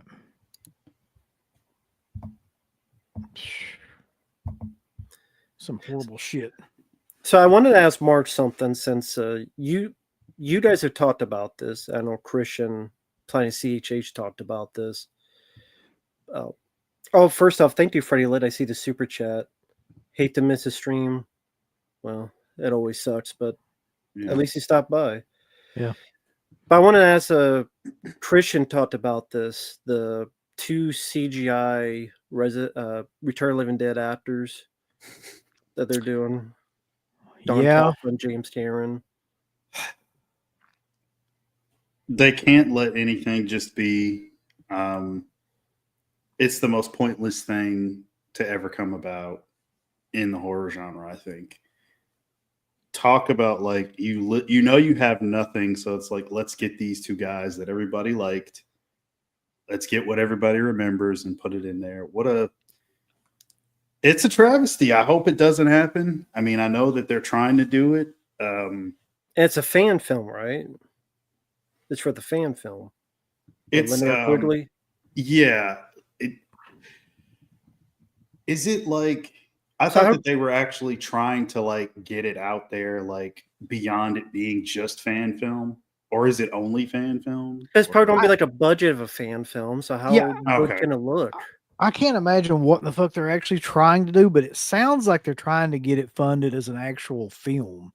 That's I what don't know if they're going to do crowdfund. You froze, UB. I don't know if you can hear us, Yeah, if but you- yeah, if you it can hear us, looked it's frozen. Fuck yeah, it looked ass. like a. Okay, oh, we there you hear go. you He's now. back. There we go. I'm good. Okay. So what were you saying, Uncle? I said it just seems like she's trying to get like funding for it to be an actual film, but I don't know how, like crowdfunding or like trying to get like a studio interested. I'm not sure. I But thought, I mean, maybe an Indiegogo thing. It's possible, but that's what I thought. Like maybe they were trying to actually get it. Probably won't ever make it to theaters, but at most, like on Shudder streaming, you could buy it. It's just that's fucking sad. Like, and I got nothing against Linnea Quigley. I mean, if she wanted to do her cameo in the remake or whatever, go ahead. But like, why do that? Like, you have to sit to talk. They probably will. Like, that's how you know that they have like little to nothing in terms of a screenplay where they're grasping at some of the most popular things in the movie. Like, let's get this and that, and let's put that in there, and it'll at least garner some sort of fan interest, or they think it will. But hardcore fans don't want to see that shit, so I don't know why that's even a fucking option, man. It's I horrible. think that's true. Like that's the one part they don't understand. Like they keep trying to shove these legacy characters in these fucking movies, but nobody really wants to see that. Like at this No. point, like nobody cares, especially to see like CG'd versions of dead actors. That's the one spot where people just nobody wants that. Like they really don't. Yeah, here's the. If you're gonna do something like that, it has to be done in a very careful manner. For example, I'm a Star Trek fan. I recently saw someone called Unification, which someone had done like an ode to Captain Kirk and Spock, and they used that, and it looked wonderful. It was a short film. It was a goodbye to the characters. Like what happened after Generations, and like as a fan, I'm like, okay, this is really good. But I worked as this short film with no dialogue that was just respectfully done. And after see it done like that way, that's the exception to the rule, though. Now we're seeing much more of these Ian Holm, Ghostbusters Afterlife. What was the other one? The Carrie Fisher and Rogue One, Peter Cushing, and now this. It's like they think it's for, like, okay. Thank you, Chaz. Yeah, that was good. That was the exception. That was an honor. But this is like because the whole feel, the whole tone, the whole idea is to give a goodbye. That's not the case for this. It is for a gimmick to sell. We have as much of the cast as we can, including stuff we brought back from the dead in this weird, ghoulish way. And that is why for this gimmick. And it's funny how they did two of them. They're not doing all of them. They're not doing what was the other guy? The dad from Elm Street 2. Because Oh, they're not Clu doing Gulager. him. Yeah, they're not Yeah. doing him. So I don't know if they only said two, or did he afford anymore, or maybe his family said fuck no, which would be nice. Yeah. This just seems more like a ghoulish gimmick, a ghoulish tactic than It's anything. it's too exploitative, I think. Yeah. Like just to try to Oh shit. Did he freeze for you too? Yeah, you're frozen again, UB. well, fuck bulls. I don't know. Okay, I hear you Goddamn now. Yeah, you're back. Martin at night when it's cold outside, the internet's just like fuck you and everybody you know. We do have a super chat though. Just wanted to get this out of the way. I love how Matt says I don't give a fuck during his rant, specifically how the F word sounds kind of funny. Oh. To me, that is. I mean, I don't do it on purpose. I just I'm trying in the middle. I'm like, I don't give a fuck. So there's a lot of questions though Yeah. about this movie. Like, why is it called Trash's Revenge? Is she playing a zombie? Is she But it's- gonna dance again? Like, what is she gonna do? But the plot synopsis sound like she was playing herself. Yeah. So Like here's West what I'm Nightmare. gonna say about this. I'm gonna make it my mission to see if I can get her and Beverly Randolph, or at least her, on like a show to talk about what in the hell's going on with this movie. Because like they were on another podcast, like another live stream podcast recently, and it maybe had a lot fewer viewers than we do. So I feel like that we should be able to get them on Hmm. just to figure out what the fuck is going on with that movie. Mhm. Because I Like want to know. Like, what questions would you ask? I mean, obviously, I just like the questions that have been asking here. Like, okay, so is this going to be? Are you trying to get this to be a studio movie? Are you trying to crowdfund this movie? Are you trying to like what is the plan for it? What kind of budget's it going to have? Like, who's going to be in it? Are you going to try to get the whole cast back? Is it a new cast with just a couple of people in it? Like, all that kind of stuff. 'Cause I'm really curious and like, yeah, like what's the plot overall? Like, what are these characters going to be doing now? Are we just forgetting about what happened? I guess we are. If she's coming back, she's a fucking zombie that got nuked. You got to forget about the original. Nukes don't kill zombies. That explains it. So there you go. That's right. yeah, because they Agree. put out a plot synopsis, but when you read it, it doesn't make any sense. Mm. Hold on. Matt said, okay, I'm done with Rambo and Raphael's book. Now get to sleep. I'm almost late for the opera singing show. Uncle Bill said, can we watch Alien 3? Matt said, no, get to sleep. You my fucking dad now? Is that I guess I am. like that's I'm killing? not that old. I'm not that fucking old. I know I got a beard, but I'm not that old. I can't tell what to do. Get to sleep. Go to sleep Yeah. now. You will go to sleep or I will put you to sleep. Ah, Isn't- fuck, that's another. Isn't that coming out? Yeah. Happy Gilmore too. Yeah. Oh, yeah, it is, isn't it? Like, I forgot, yeah. Mhm.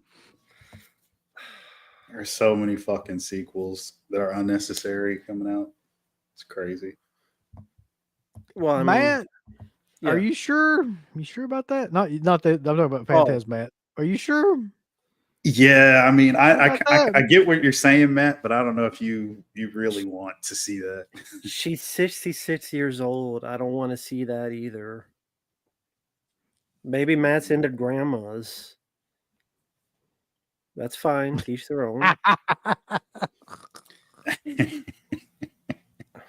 don't want titties that drop and they gotta roll them back up.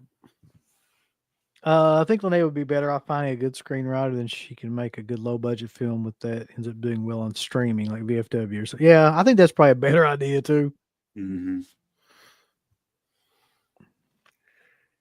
Okay, if it's not an official fan film, but it's kind of. What are your guys' thoughts on fan films in general? I fucking never watch them. Like we did a Okay. brief thing where we reviewed a bunch of them, and like I think we watched like 10 of them one night, and they Oh, all wow. sucked. I hated every one of them. I just 10 I in don't one know. night? Yeah, like they were short, like 30 minutes or Oh. something like that. But it's like, Mhm. yeah, Oh, we you did went like through a- stream. One of No, those we just streams? watched a bunch of them. We were trying to pick Oh. like ones to do like commentaries and stuff over. And that's the one where we did like the Scream one, and that guy got so pissed off about that because we said it sucked, and it did. It did suck. And then there was like another couple ones that we actually did, but we watched a lot of them to get to those ones that we actually reviewed. I just don't, generally speaking, I just don't like them. Yeah, like there's not a ton that I can even think of that were halfway decent. There's only like a couple that I've liked over the years. There was one, God, this was so long ago, if anybody even remembers. Was it, I think it was Batman versus Predator. You Batman remember Dead that? End. Was that it? Yeah, Dead End. Okay. Okay. Yeah, I didn't mind that one. It's like 10 minutes long or so. Yeah. Yeah, that was fun. I liked the one with Miko Hughes that they did. Like I think it was last year or the year before last, one of the two. It Okay. was I didn't see like that one. I think it's called Miko's Nightmare or some shit like that. It wasn't bad though. I enjoyed that, but again, that's like 2 out of like 100. You know, Yeah. I just most of the time they're just not good.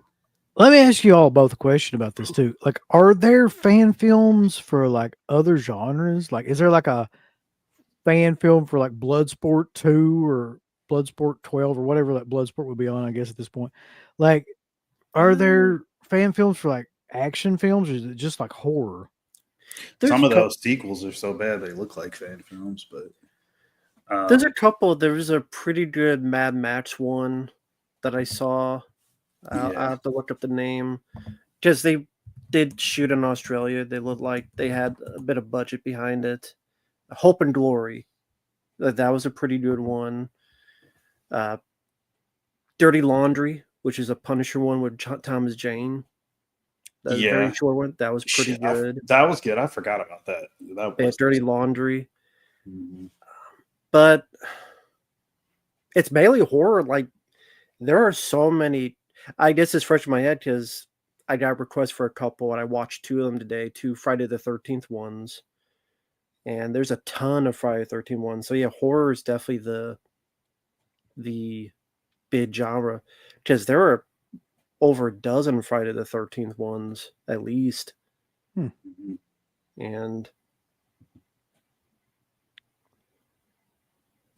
because there's like Vengeance 2, Voorhees, Never Hike Alone, 3 of Yeah. them. The one with the rose blood or something. A lot of them. LA Jewel, what are you talking about? I don't think that'll happen. But okay. What? That's killer. Oh man. Be making pottery and shit with him. Yeah. Check out Star Trek Continues. Never heard of it.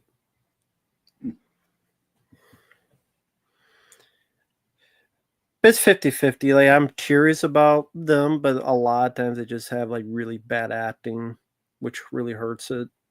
Yeah. Yeah. And some of them can go a little too long, and it's like Mm-hmm. that's part of what kills it as well. That's part of what was so good about the Batman and Predator one. Like it was kind of like a tease, like of something, but of course it never was going to come to fruition to be a film or anything. But just the way they did it, it was really short and it left you wanting more in a way. They don't know how to do that. Most of these short filmmaker guys. Yeah. I mean, I like Never Hike Alone. I think the director's a fucking asshole, but I liked Never Hike Alone. Who is the director? Some asshole. Some fucking douche. Yeah. Oh my lord. So Yeah, I reviewed his second one, and he got all pissy about it. So he's a fucking asshole. I think anybody that gets pissed off because you give something like that, they want you to review a negative film or that you review and it's a you give a negative kind of rating, automatically just a fucking douche, because like you can't expect like you put that out there and everybody's gonna like it. You know, Mhm. I just always hated that. We had that happen a bunch of times, like on our show, where like somebody would either send us a film or we would watch something and they would get up our ass about the review that we just don't understand, like A, B, or C. It's I just always thought it really comes across bad for the director when they do that. Yeah, the chat gets it. Yeah, Womp Stomp. Fuck them. I still like their first one. I didn't even mind their third one, but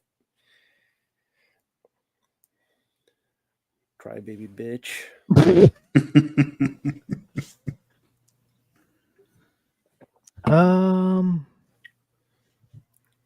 Yeah, I'm looking forward to Jason Goes to Hell 4K whenever the hell that does come out from Arrow. That's going to be insane. And Time Cop is coming out. Time Cop is coming out too. Yeah. Very cool. Uh,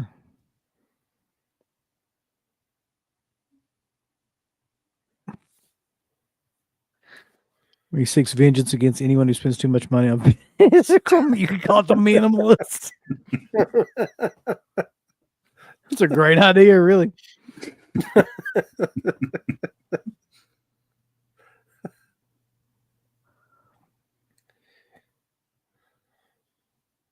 Let's see.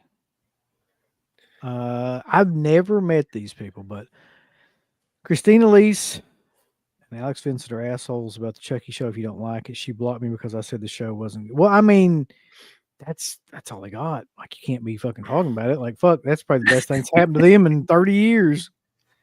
Yeah. I was at a show where they were a couple years ago, and I'm pretty sure the show was on at the time. Like, it had just started, maybe it was the first season or something. And they had a ton of people like filing in, and everybody was super nice. I mean, I was like on the side, I was doing something else at another table, and they were nice. I mean, I didn't see anything, but I guess, like you said, you gave your real opinion and they didn't like it. So yeah, I just had no interest. I mean, I don't really care about either one of them. Nothing against them. I don't need an autograph from either one. No, I'm good. Let's see. This is true because Wes was talking about this to me too. Tony Khan gave out copies of Time Cop to fans at a recent AEW show. That's his favorite movie. I don't know why. I don't know how that makes any sense, but somehow it does make sense. Like, that Time Cop would be Tony Khan's favorite movie. So he just decides, I'm just going to give this movie out to people and not like, I don't know, it's all about wrestling. All right. He's going to get Van Damme in there to do a spot. He should. Couldn't be worse than They need something. That show's tanking. Jericho. I think that if this that's so true. Jericho just will not go away.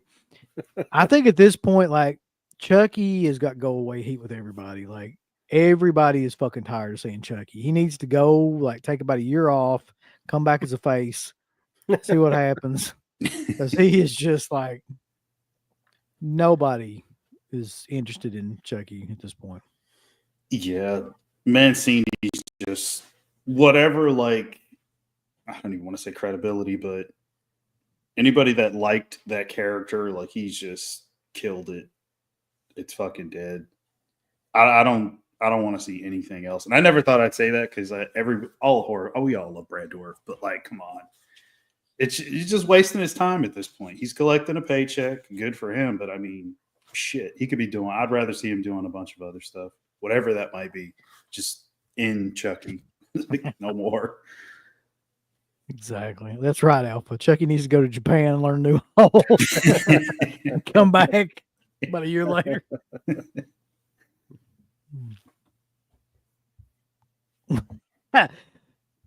YouTube, like, YouTube is Uncle Bill's only source of income, and it's always been his only source of income.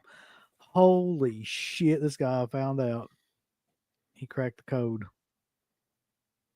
What if it was, by the way? Who gives a fuck?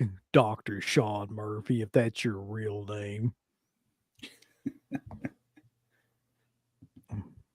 Must be a pretty shitty doctor. That's what it's. Me too. They should have delivered on this match too. Rick Steiner versus Chucky.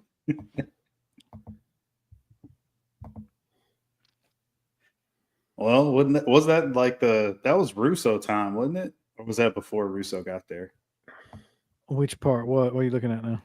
Just the whole like Chucky promo in WCW. Oh God, that was before Russo, wasn't it? I think so, because Bride of Chucky was 98, wasn't it? So 98, yeah. yeah. So maybe that was a little before Russo.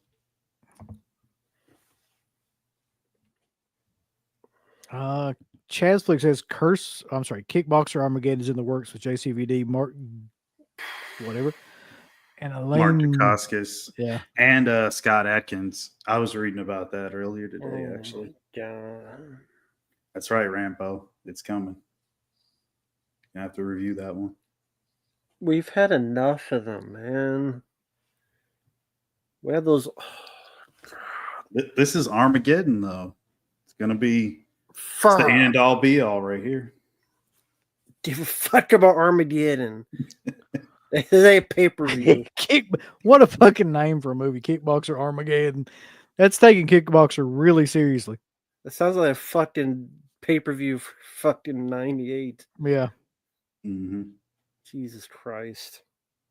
So apparently, Christina Lease is a major fucking douche. Christina Lease picks on anyone with a weight issue. She posted it on her Instagram. She'd hate me and CK. And then it says Christina Lease brainwashed anyway. Jesus. Luckily, I've never come in contact with her. Next time I see her at a show, I'm just gonna go talk to her just for the hell of it. I'm not gonna get anything signed, but Yeah, just see what she says, yeah, I will. how she is. You go up say, I'm fat. We don't do that. I could.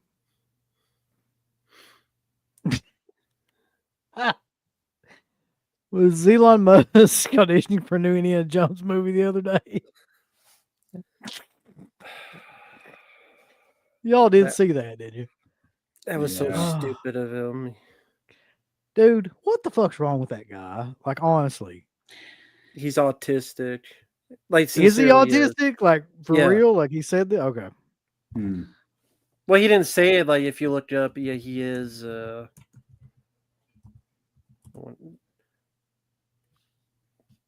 me see. He has Asperger's. Mm. But you have to be smarter than that. Then don't put him up in front of a crowd. Wait, if but you does can't do he really? I mean, because I watched him on the Rogan podcast and he didn't do anything like that there. So, Well, I mean, He got excited one-on-one and is short circuited or something at that fucking rally. one-on-one is he was smoking weed the whole time, so maybe that balances him also out. one-on-one is different from like thousands of people. There's some people that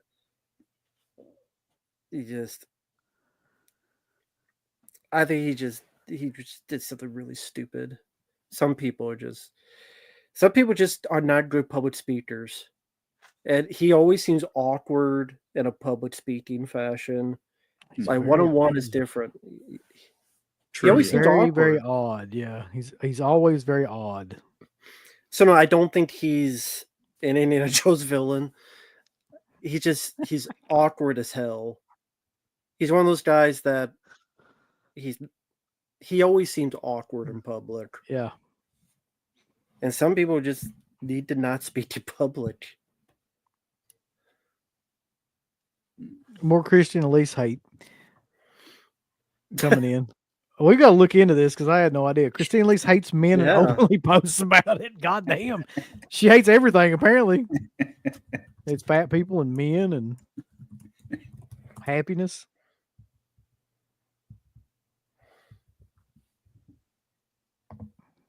She sounds like a winner. There's a lot of stuff about Elon Musk I can't post on here, but it's funny. Again, I don't think he's one of those guys. I think he's just awkward as hell. And like I said, not everybody is good at public speaking. Just don't fucking be up there. Just do one-on-one. Like you just gotta. Yeah, I know these things, man. You gotta. Some people are not good public speakers. So real quick off the Elon Musk thing, back on to Christine Lease. We've got to try to get her on the show. I Apparently, just want to get her on there and see what she has to say. Because apparently she's just the biggest asshole of all time. Isn't it weird the people that are like assholes, like the one person or the couple people that probably should never act like that are the ones that act like that. Yeah. yeah. Who's the one guy we talked about before that apparently he was a big douche? I have to think about it. It's like it was like a recent, like a stream last week or so. Is like really that guy is. I have to think about it now. Damn it. Bobby says, super chat, would you think villains are more scary and more intimidating if they don't laugh like the Night Slasher or Fender? Well, from Cyborg, are they more scary if they don't laugh? Like if they're just how intense? It depends. I mean, if the actor can pull it off, if they have the presence, if they have that it factor. Yeah, I mean, they can be. But yeah, they have to have the build, the presence, the acting chops. And if they make that work, like Vincent D'Onofrio in Full Metal Jacket, you know, you give the sort of that one look and don't have to say anything. It could be creepy, and Yeah. intimidating. Yeah. Depends also how the director handles them. And yeah, Zach Gallagher, that's who I was thinking of. Yeah. Mm. The asshole. That's what I mean. Like these people are known for one or two movies and just really like small movies too. Like not talking about blockbuster films or anything here. And then they act like that. Why? Like you would think they would try to be getting as many people around them as they. That's where I feel like Felissa Rose has got like the right idea. Like she's super nice and welcoming to everybody, and like she's known basically for that one role, but like she constantly has 50 people waiting to see her, and these other people are sitting there with their thumbs in their ass. So I mean that really tells you everything you need to know. Yeah. Oh yeah, Carta a long while ago has sent in a super chat to you. Oh, And I it didn't see says, this. I'm requesting an Anora review next month. Funniest movie in a long time. Pretty Woman meets Uncut Gems meets Malibu's Most Wanted. Damn, that's a Jesus. hell of a comparison. Pretty Woman meets Uncut Gems meets Malibu's Most Wanted. Oh, you love Pretty Woman.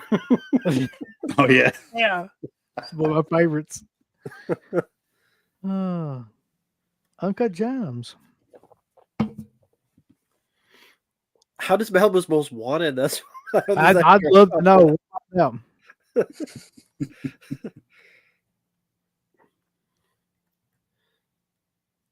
Let's see.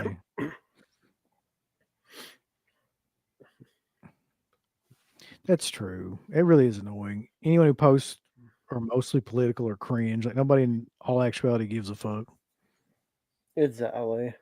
You're not changing anybody's mind or anything. Like, trust me. Not at all.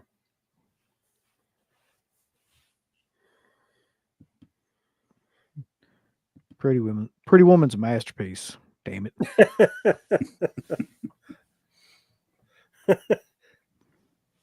I mean, if you can get a movie where Julia Roberts plays a horror and it like makes what a couple $100 million, Mm-hmm. that's Hollywood for you, y'all. A horror with heart of gold. That's another guy you don't like, right?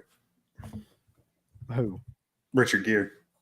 No, I don't like Richard Gere. I don't know why that fuck that is. But look, man, you got to admit, like, have you ever watched a Richard Gere movie and got excited? That dude has the same facial expression no matter what's happening in any movie. I have, yeah. Oh, What, Primal Fear? Mothman Prophecies. I like the Mothman Prophecies, but fucking he's supposed to have that look in that movie because he's like Well, yeah, that's what I around- mean. Like, he's good at that. But he does that in every fucking movie. He could be a movie where he's on a roller coaster. He's gonna look like that. Like it's like no. One movie was he on a roller coaster. You ever saw Roller Coaster with Richard Gere and a gerbil? I missed. He had that little rat from Ratatouille up his ass, making him omelets and stuff in his ass. It was a good movie. Good time. I find it on Netflix. Yeah. It's getting late here. We're about to come to a close, so everything's going to fall off the rails shortly.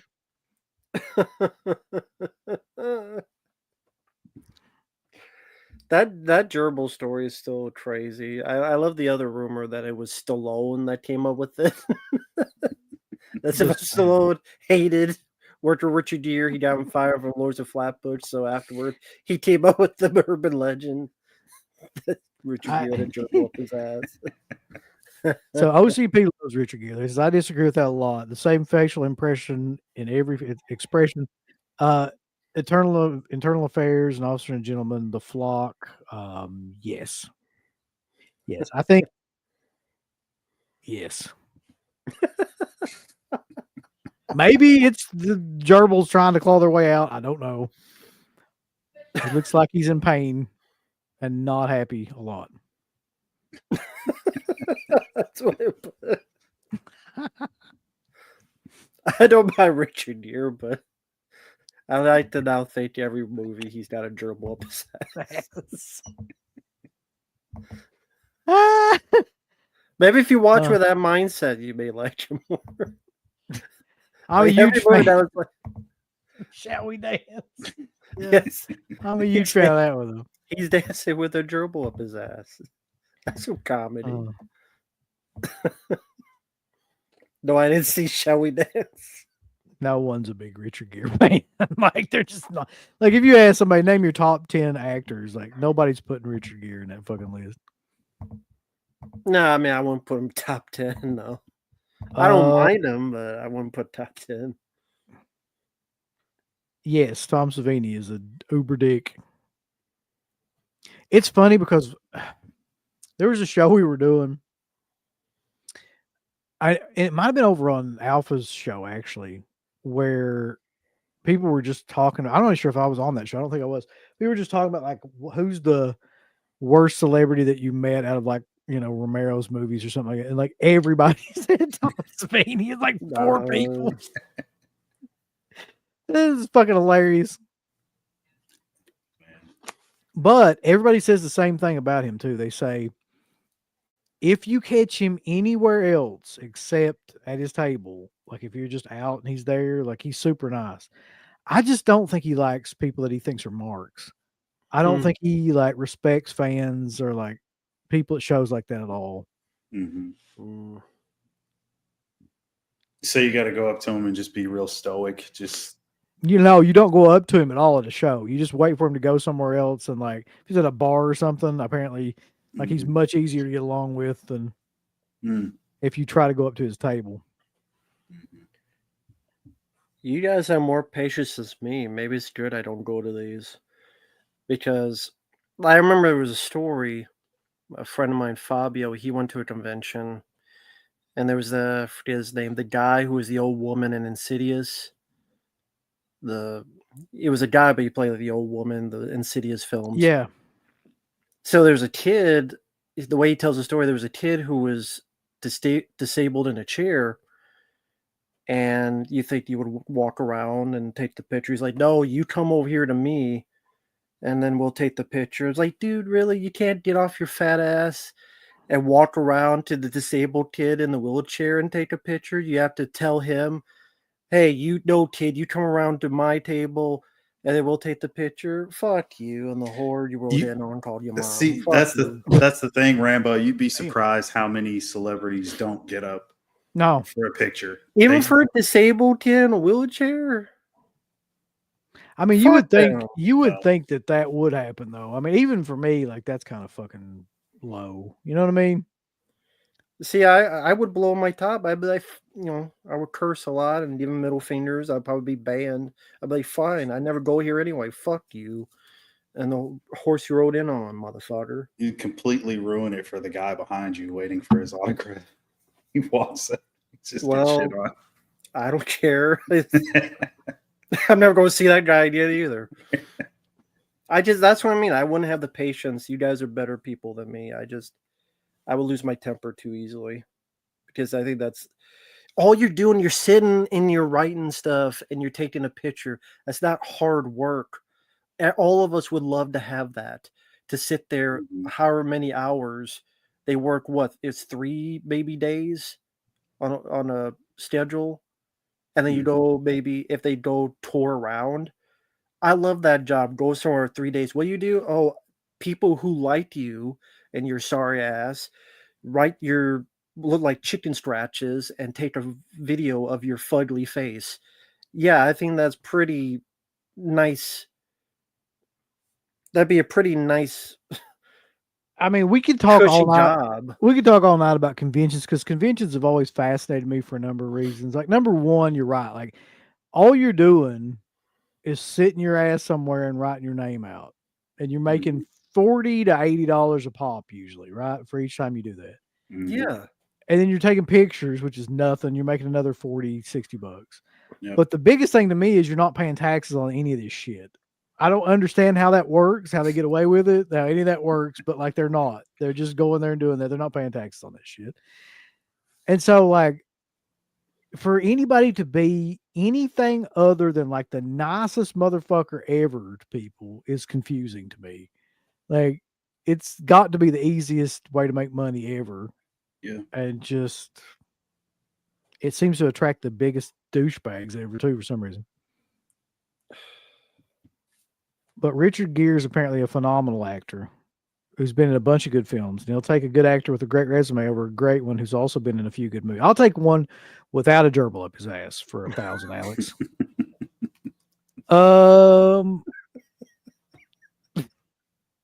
Somebody did say that Chris Sarandon was a dick. I've heard that multiple times before. Yeah. He was okay with me, but he would have rather been anywhere else.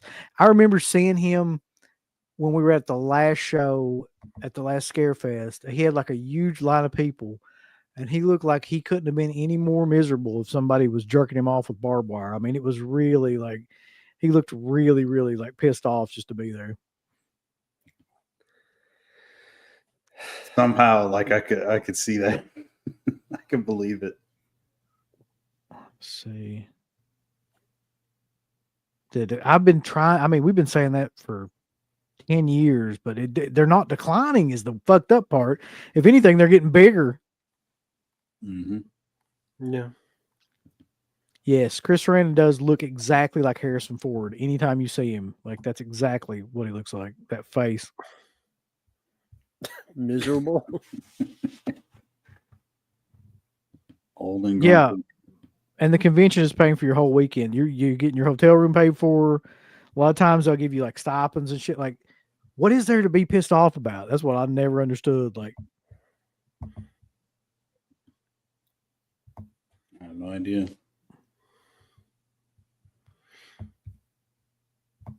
I'd say Bill Moseley might have been at the most conventions beside Kane Hodder of anybody. Like, Yeah. and he is incredibly nice. When I met him, he was incredibly nice.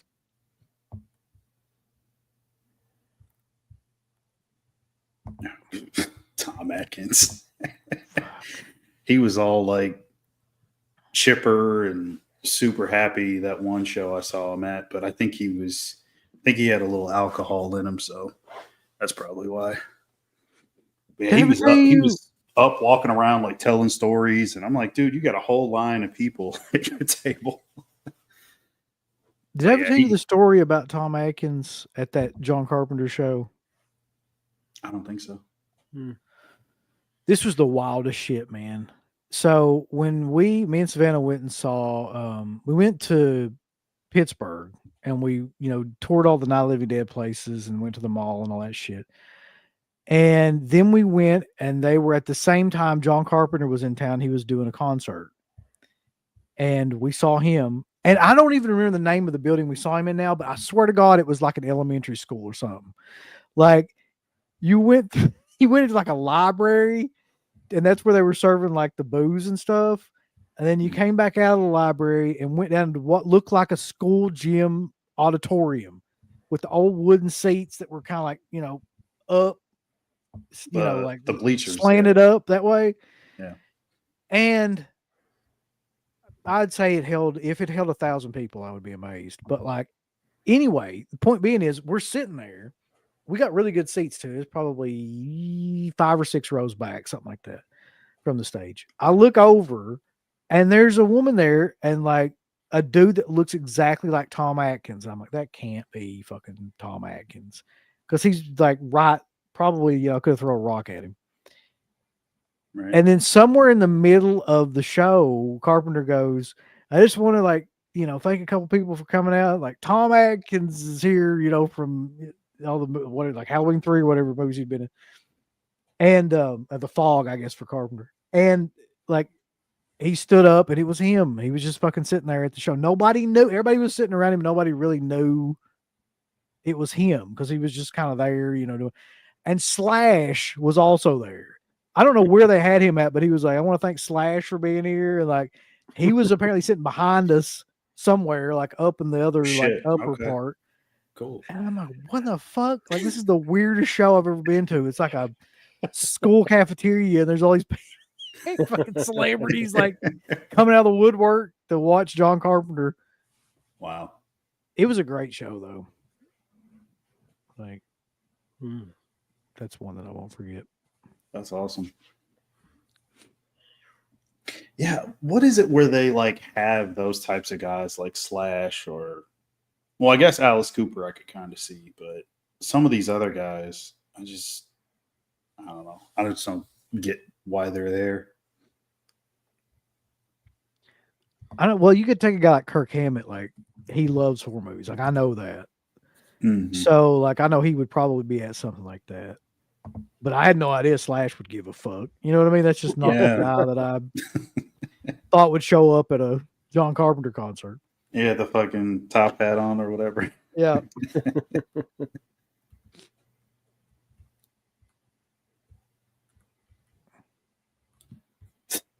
Nickelback. This sounds right somehow too. I've always heard she is kind of an asshole too. Nurse Jill from Halloween 2, I gave her $50 bill and she's like, have a good day. And I'm like, give me my $25 change. No kidding, man. Like when I this would have been 2003 probably, was just writing through the mail to get autographs and stuff. She was one of the only people that sent it back and was like, I've got like a website where I charge people for like autographs. And she sent back the list of like how much it was and shit. We're talking about like I got autographs from like James Earl Jones and Ridley Scott and fucking, back at that time, like that just wasn't that popular of a thing. And I guess people still did it pretty routinely. But like she was like, no, fuck no. Jesus. Like, who are you? Like what? Who gives a shit? Halloween 2, buddy. Apparently. Was David Warner ever at a convention? That's a good question. Not while I was going to him. Don't know about Stoneface Richard Gere, but that guy never smiled at all. Looked pissed off all the time. Yep. That's his gimmick. It's the Harrison Ford gimmick. Oh, thank you, Bobby. I see the super chat. Let's see. Oh, yeah. Thoughts on George Gaines? He played Henry from Punky Brewster and later was in Police Academy. Commandant Lassard, wasn't he? Yeah. Commandant Lassard. He was great in that movie. He was great in Punky Brewster. Yeah, I always liked him. I liked the first 4 Police Academies. But I liked the Goot. Firefighter, the Goot. The firefighter Goot. Yeah. I always liked the first 4. I'm surprised they haven't rebooted that franchise, to be honest.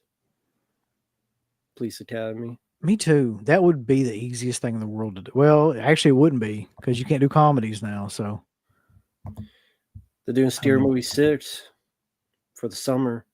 I can't wait to see that. Mm-hmm. That's right. That is coming. Yeah, go ahead. I was going to say, I actually saw something where he was booked to do weddings at some shit. I forgot what it was now, but like they actually had him because that's a gimmick he has too. Like he'll do like your wedding or whatever. He's ordained to some bullshit that he got through the internet, I'm sure. But I saw that some place had booked him for that, and I'm like, God Almighty, man, you have no idea what you're doing. Just pay him in booze. It'll be fine.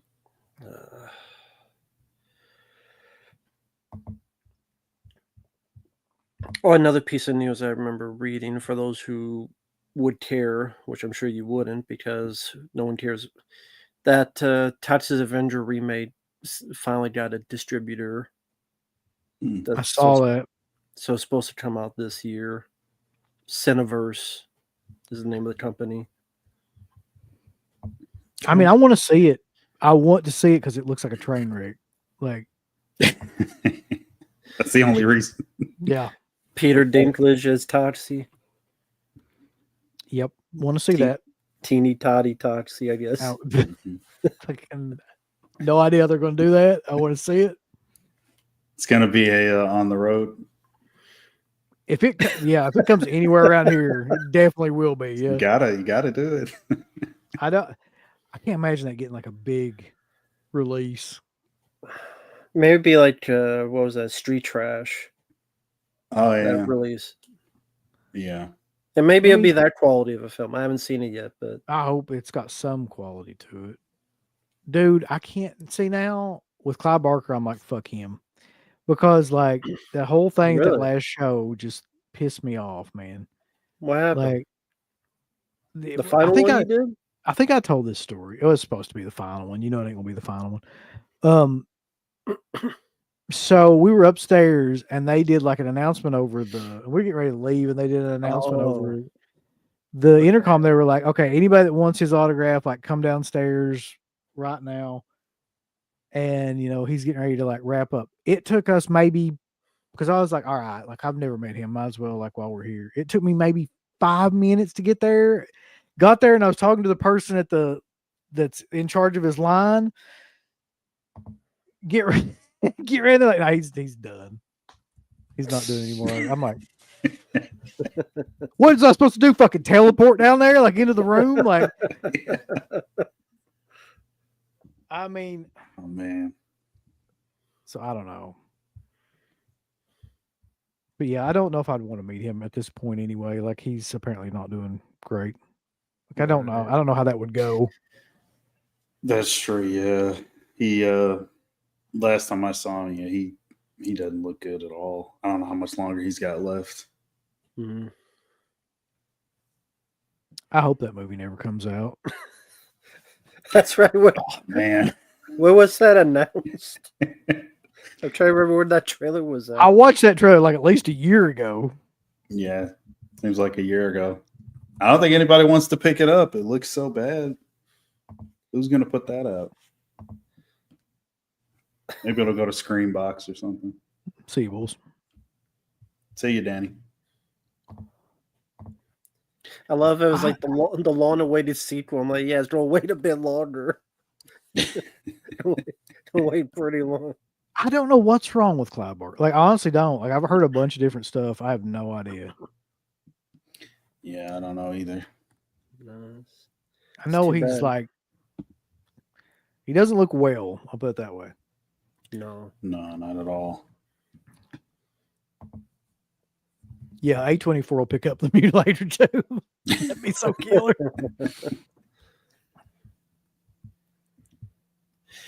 Speaking of biopics, you were talking about that earlier. You gonna watch the Michael Jackson one?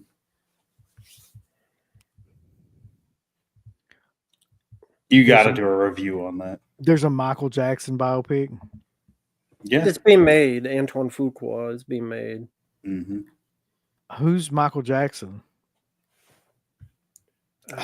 What's that guy's name? Yeah, you look it up, Rambo. I can't remember. Yeah, I have to look it up.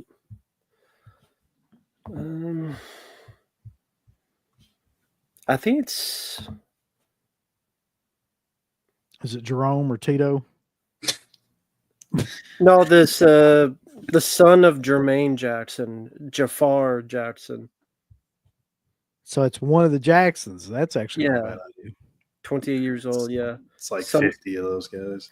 Did I say Jerome? His name is Jermaine. Maybe Jerome is one of the other Jacksons. I hope so. Jermaine's son. Yeah. Jafar. I've got to see that movie. Like I don't. You're right. Like I don't like those types of movies, but like that's got to be great. Like I just can't even imagine that.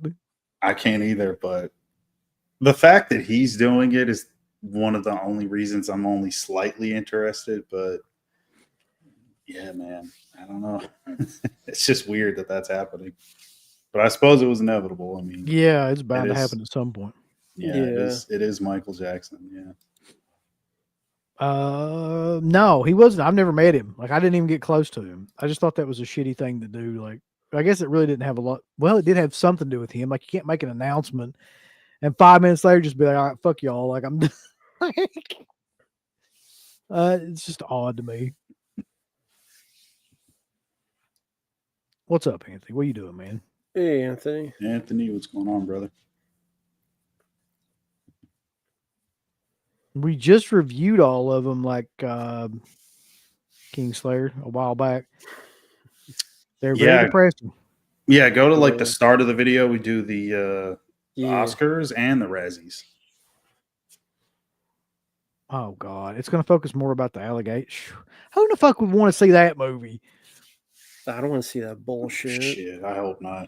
Don't get me started on the whole thing. Yeah, that rant will probably get us canceled. Yeah. Sean Clark's in the house. He says they recreated the whole Thriller video shoot, and Christopher Nielsen did the makeup for it. Well, holy shit! Do you know? Wow. Is it about like? See, if I want to see a Michael Jackson film like that, I want to see like the Jackson 5, the stuff with his like growing up and his childhood stuff. Like I want it to go in that. I don't want to see a 2-hour movie about the allegations and shit. Right. You know what I mean? Like where that's the main focus of the movie.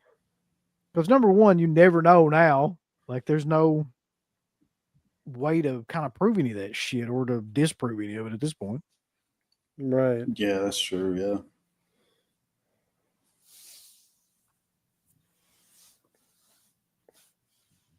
And that Neverland movie was such a bunch of horse shit, in my opinion. Who's going to play Macaulay Culkin? Probably Macaulay Culkin. I was guessing. Yeah, de-age him. Oh, yeah. Really have no idea what it was about. I just know Chris was brought in to do that one part. I mean, if that's going to be in it, that's pretty killer that they're going to actually redo that whole thing. Interesting. I would be lying if I said I'm not incredibly interested in this movie, though. Mm-hmm. You're gonna get the Landis cameo too. Got to. I'm curious, does Sean Clark know anybody from Return of the Living Dead? Like, does he? Maybe. I'm fairly certain he probably does. So, Wonder Sean, what his you, thought- Oh, sorry, yeah. go ahead. Your I was gonna thoughts ask on you, the CGI people being? well, not just that, but do you know what the situation is with the Return of the Living Dead movie? Like the two different movies is what I'm trying to figure out. Yes, Warwick Davis rode past me on what do you call those things? Like What a tricycle. hoverboard. Tricycle? Damn it. He's in character. No. It's like a, not a tricycle. Although that would have been amazing.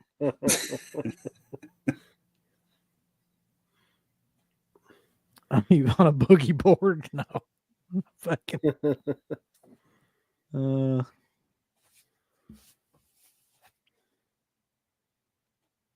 Oh, great. Don't even get me started, Corey Feldman.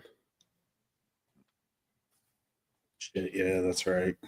I didn't even think about him. Most people don't. I did see something about this. Robert Eggers is doing a werewolf movie. Listen, man. Like I did? love like movies like Silver Bullet and you know what I mean? I love a good Mhm. modern vampire, but I swear to God, like I'm so burnt out on any of those types of movies now. it would have to be something phenomenal to make me give a shit about a movie like that. Yeah, like I remember, at least as far as werewolf stories go, the one thing that I always wanted them to do for The Conjuring, even though I'm completely done with that franchise, but I wanted them to do that Werewolf of South End story. You guys familiar with that case? Mm-mm. No. Where the guy was supposedly demonically possessed, but it would manifest in his actual physical body, like he turned into a werewolf, not fully, but like had werewolf like stuff, the long nails, teeth, hair, inhuman strength, shit like that. I just thought Nope. that was interesting. It's just a cool idea. I thought they should have done that. That that would have been kinda a different approach for a werewolf movie. It kind of reminds me of that. What's that movie McAvoy was in? Split. Split, where his personality takes on the form of the beast or whatever, and all that stuff. Yeah, and it physically manifests. Yeah. Okay. Yeah, so something like that would have been interesting. I mean, that's probably like the last thing I'd want to see. But like I said earlier in the show, werewolf stuff, I don't know, man. I'm kind of burnt out on all that. It's like not much you can do, man. I thought you were talking about Manimal. Manimal. Yeah. Oh, here we go. Sean says, I just recently heard about the Return of the Living Dead drama. I need to ask Tony Gardner about all that. Yeah. I mean, I'm just trying to figure out what the shit is going on with it. Like, what, and more specifically, the Linnea Quigley one, like, what is it? Is it like a fan version? Is it she trying to get like studio to finance it? Is she finding like what's going on there, basically? Mhm. And in the way that they had the plot was that it's about her character, but they all died. But then is it like Wes Craven's New Nightmares, where she's playing herself, also playing trash, and I don't know how. Whatever. Yeah, at this point, I'm just curious, really. No, actually, Cunningham is not a dick. He's very quiet and very kind of reserved, and so is Steve Miner. But like neither one of them, I would say, were dicks. They were nice, approachable. Nothing bad to say about either one of those guys. By the way, Anthony, I see in the chat. I did see you'll like this. That George Romero Resident Evil documentary. That was pretty good. Michael Felcher was in it. Shout out to Brandon Salisbury who made that. Yeah, Interesting. I don't know. Did either of you ever see it? yeah. I watched it. Not yet. Did you feel they went a bit too much at the beginning? Like, seemed like stuff we already knew about Romero and them? Yeah, and I kind of feel like they just were kind of doing it for like the layman that maybe didn't know that much about like his career or horror films and knew more about Resident Evil to kind of like build up who he was and things like that. But yeah, they did. I mean, a lot of it was stuff that was already kind of known in the first half, especially. The reason I asked is I did the review, and then someone in a comment, they had chatted with the director of that and said something about they couldn't include stuff because of legal reasons, which I thought was interesting. I don't know what that would be, but I mean, that guy, that'd be another cool guy to talk to about that too, because he hangs around that Romero's chat, Alpha Romero's chat a lot too. Oh, really? Yeah. Okay. What is this, boss? Oh, I put that in the private chat. That's the thing. Possessed and be aware. Oh, Lord. The Manimal thing? The Manimal. Yeah. Now I've got to see this movie. See, I don't watch these movies, but if they're so bad that they're great, then I kind of have to.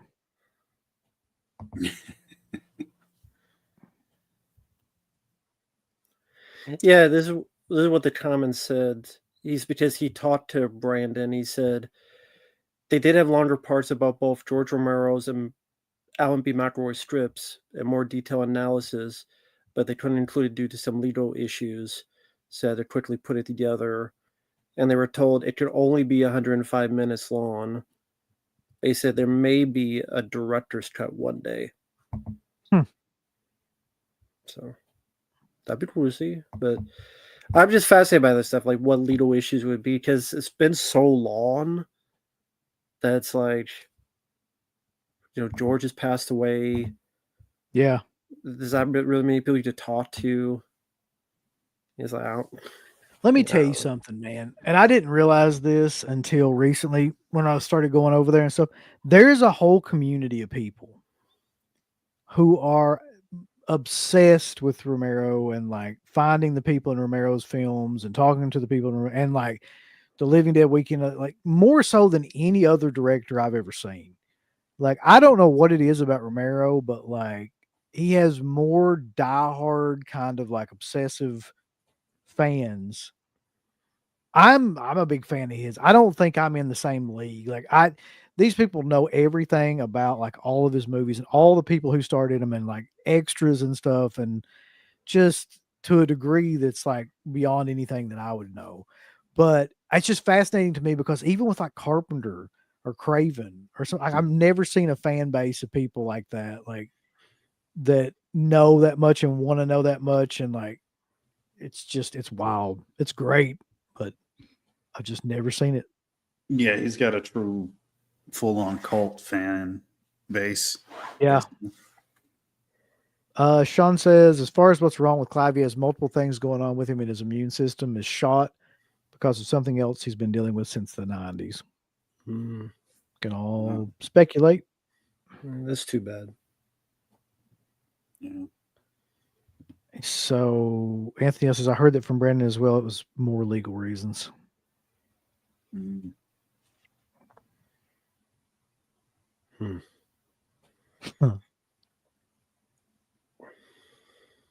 Yeah, she's been doing conventions for a while. She was doing them in 2004 when we first started doing them. But the one thing she would never do was talk about Madman or sign anything Madman related up until recently, I think. She thought that movie sucked too. She really I did. knew that was coming. Like, she fucking hates that movie. Yeah. More so than you, Rambo, I think. I don't hate that movie. It's not a bad movie. It's just not a favorite, but I don't think it's bad. It's a hell lot better than a lot of other stuff. Like, what the hell was that one? That clown one and Final Exam and all that crap. Madman's not bad. Dude, Terror on Tour. Yeah. But Madman's not bad.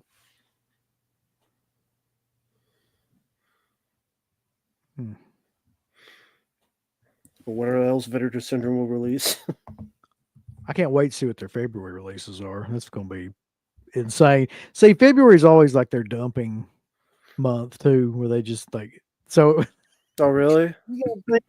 like what it's been like up to this point. And this is their off month coming up. Oh shit. 1,000% Cunningham on this question. I will I will say Like shark parts. I will tell you that like Carpenter's great to talk to, or he was like when we interviewed him. Meeting him in person never went well. At least Cunningham went a lot better. That's the thing. Listen, I love. That's what's like. Yeah. That's the thing with Carpenter is like, I don't understand why you still have to be that much of a grumpy puss when, like, what more do you want? Like, you've made films that people love and adore. Tons of fans care about you. You got to do big films, got to do studio films, you got to do films that were hits. You do whatever you want. You just smoke weed and play video games and play music. You have a great retirement fund. What the fuck more do you have to do to be happy? Like, I don't understand that. This is my like 2 cents because everybody has put their 2 cents in on this question. So I'm going to put my 2 cents in, right? And listening to him like in interviews, his mother was mentally ill. I don't remember if it was schizophrenia or it was something pretty serious though. And he's talked about it before. My thought is he probably has something like, not maybe like schizophrenia, but probably something that like affects his mood and shit. Because I don't necessarily know of, if you look back at interviews he did in the fucking early 80s, he's kind of like the same way. I mean, he's never really been, you know, he's always kind of had that flat affect, kind of been, you know, crotchety a little bit, defensive, like paranoid somewhat. I don't know. I mean, I'm just suggesting that, like, if I had Right. to guess. Yeah. Yeah, I don't know. I've thought about that for years. Like it doesn't seem like he's like that to people that he's worked with or that he's friends with, but maybe it's more of a fan interaction thing. Maybe he's just at the point where he's like, yeah, I know you're gonna jerk off all over Halloween and the thing, and I get it, you love it. Next. Then don't do it. You don't. You can't need the money now. It does kind of bring up an interesting point with a lot of people, like, why do you keep doing it if it seems like it's so, you know, hard to do? I don't know. Shit, I don't know. I don't think Carpenter needs the money. You know what I mean? Like, I don't think that's it at all. Right. I don't think he needs or cares about like the adulation either. So I am kind of confused as to why he does shows. Yeah. Could it be like I mean, maybe that is. Maybe just a personality thing. I was wondering, like, maybe he's like bipolar or something. Just the way you described it sounded.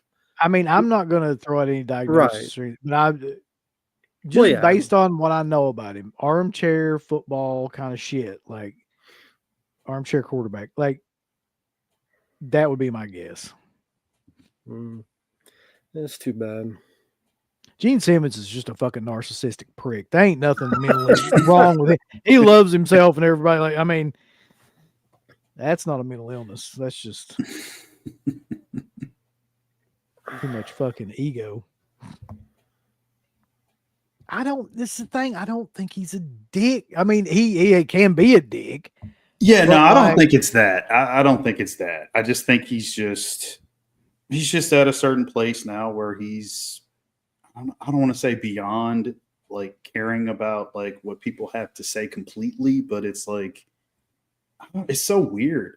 Like I said, I've thought about that for years. Like, I mean, him and Freakin have a lot in common in terms of when you watch them, and I think Freakin's a little bit more social and personal. But when you watch them in interviews, like they are very, I don't want to say defensive is not the right word, but like they don't seem to lack questions, and they tend to want to take the questions and control them and like turn them into something else that they want to talk about. Like, I don't know if that's a function of being asked the same question over and over again, or I don't know what it is. But it's just they're very kind of aggressive and just for no reason. He's really. very matter of fact. Like, yeah, it's what's on his mind is what's going to come out of his mouth. And in a way, he's kind of earned that right. I mean, because, for example, that clip where the guy was shitting on Escape from LA. Yeah, I mean, it's his film. I mean, he made it the way he wanted it to be. And well, that's either different. You watch it or you don't want to watch it. That's different because someone caused that. Like, that's understandable. But if you're saying, "Hey, I'm a big fan of this and that," and then you kind of just that's different. That's someone antagonizing, wanting that response. I don't think he wanted Carpenter to say "fuck you," but I think he generally wanted to.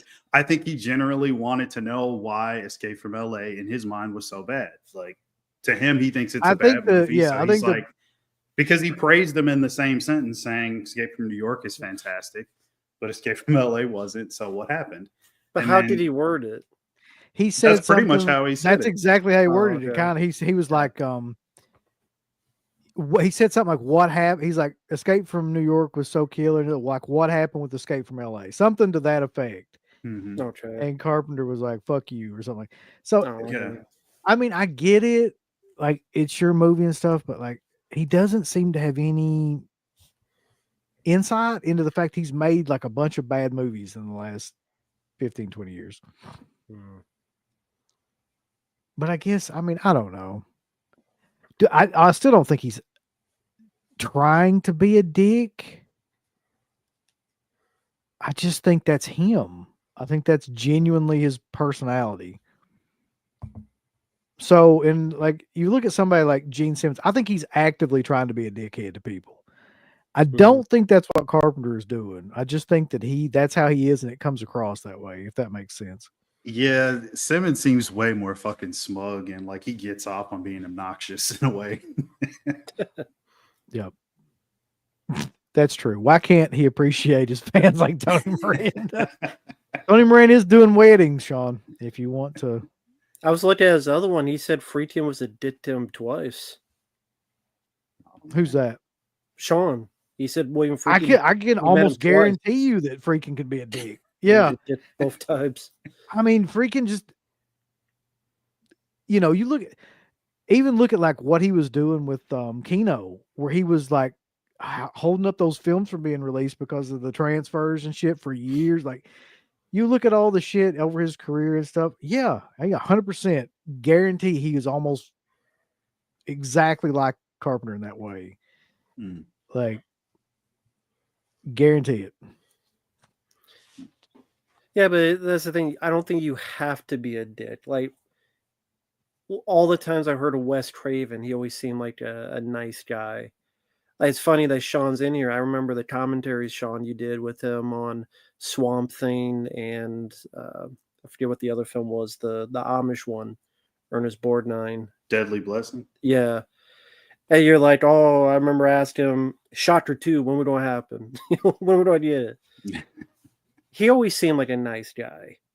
And like there's people out there that seem to tip that. And like I don't think no matter how popular you get, there's always a sense of humility because that 15 minutes is pretty much up for everybody. So I don't agree with they have the right to act that way. They can.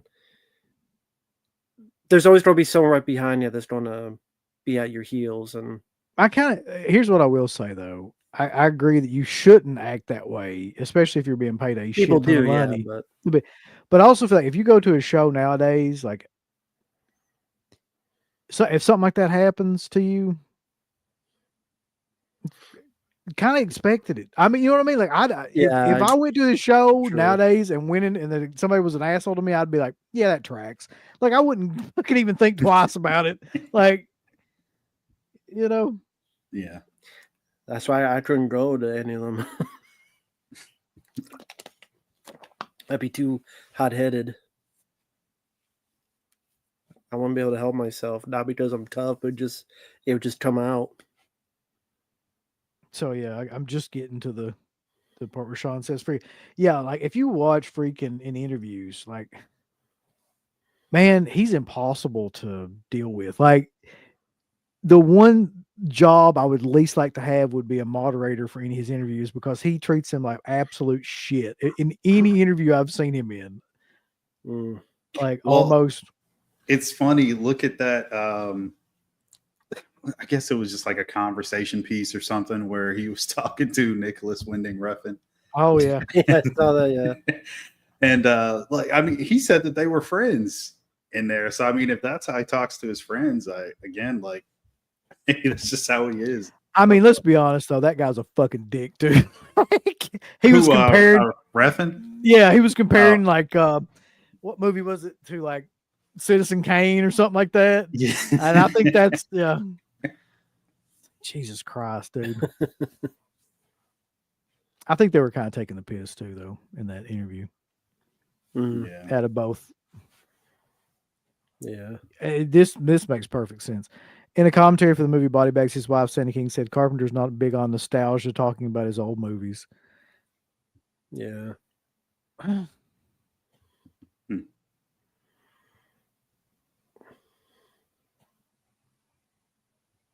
Well, that's the thing. I mean, I don't know what any fan would talk to him about. I guess other than his music, maybe. I would love to hear the rest of this story. What did he lie about? I met him at Blue Chips and asked a couple questions during his Blue Chips is a highly underrated movie, by the way. And he straight up lied, and there was no reason for it at all. What I've got to know, like, what did he lie about? Yeah, he posted. He says, "I asked if we ever did a widescreen release of The Exorcist, and he said it was shot in widescreen." And then I asked if we ever get to see the Spider Walk, and he said that was rumored, was never filmed. Obviously, Yeah. it was. Yep. Why would you lie about that? That's kind of a weird thing to lie about. Maybe it was shot on a day he wasn't there. It was second unit. Here's the funny thing about Sam Raimi. But somebody brings up Sam Raimi and the Evil Dead. All right. So I can 100% understand why Sam Raimi is confused. Because Sam Raimi, unlike a lot of these guys, has made not just blockbuster $100 million making movies, but like amazing classic films. Like Mark, you and I and everybody were talking about like A Simple Plan and stuff like. So I'm sure at this point in his career, he's like, why the fuck is everybody still coming up to me asking about like the Evil Dead and Evil Dead? Because he's like, I mean, it's got to be wild to him to this day. Yeah. Funny, when I met Sam Raimi, that's the one thing I didn't talk to him about was Evil Dead. I mean, well, I had him sign something that was Evil Dead related, but I mean, he asked questions about what I had him sign, which was pertaining to it, but I never brought it up to him. I mean, there's so much out there about Evil Dead. I mean, what more could there be to tell? Yeah, there's nothing to talk about. Like, exactly. Yeah. What do you ask him about? Crime Wave? I hope so. No, it wasn't crime. I hope he did. Just film in general and just a bunch of stuff about his other movies. But it wasn't nothing pertaining to Evil Dead, really. Why did he make Doctor Strange 2? Why is that shit? Doctor Strange 2. Such dog shit. Why? That is a good question too. Though, really. See, this is another guy. Fred Decker was nice until he made RoboCop 3. Honest to God, I've never met Fred Decker. I have we had some contact with him, right around the time when the Night of the Creeps and the DVD dropped and all that. That was a long time ago. I've heard varying stories about that, but like all of my experiences with Decker were good. Cool. So who knows? Very cool.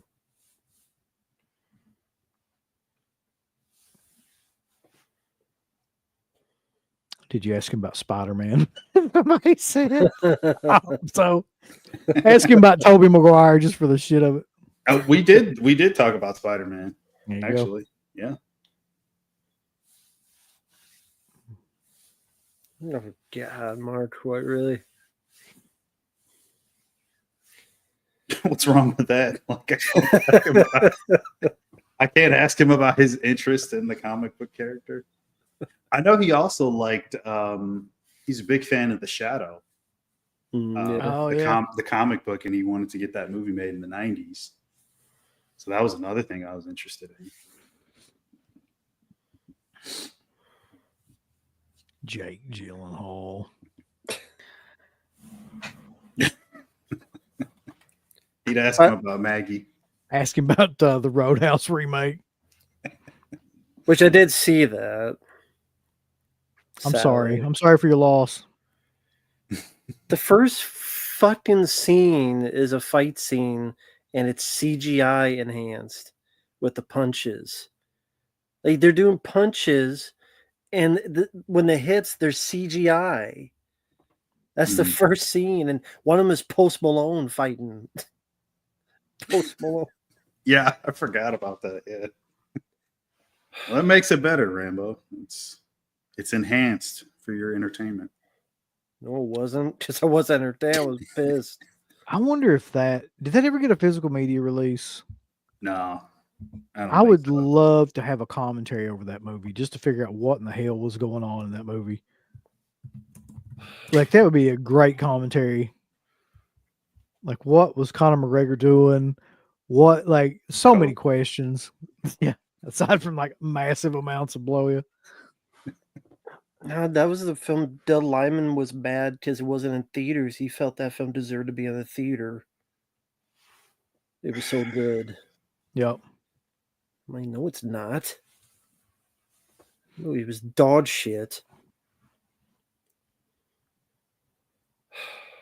And Jim Jarl was awful. He just had the same bored as fuck face in that. He's playing a tough guy, Rambo. That's his tough guy face. Yeah, tough to stay awake with his fucking face. Of, hey, how you doing? I will die on the hill that man is like one of the worst actors that gets any kind of credit. In that movie, he was. I liked him on other stuff. Not in that. That was the worst performance I've seen him do. He looked like how I it's pretty felt. bad. Sleepy mid-slope. His best performance, of course, being The Day After Tomorrow. Bubble Boy. Boy, yeah. Rank No. the Roadhouse movie. Rank the three Roadhouse movies. Do it. Fuck. I mean, that's pretty Yeah. obvious. I mean, There's one good one and two bad ones. yeah.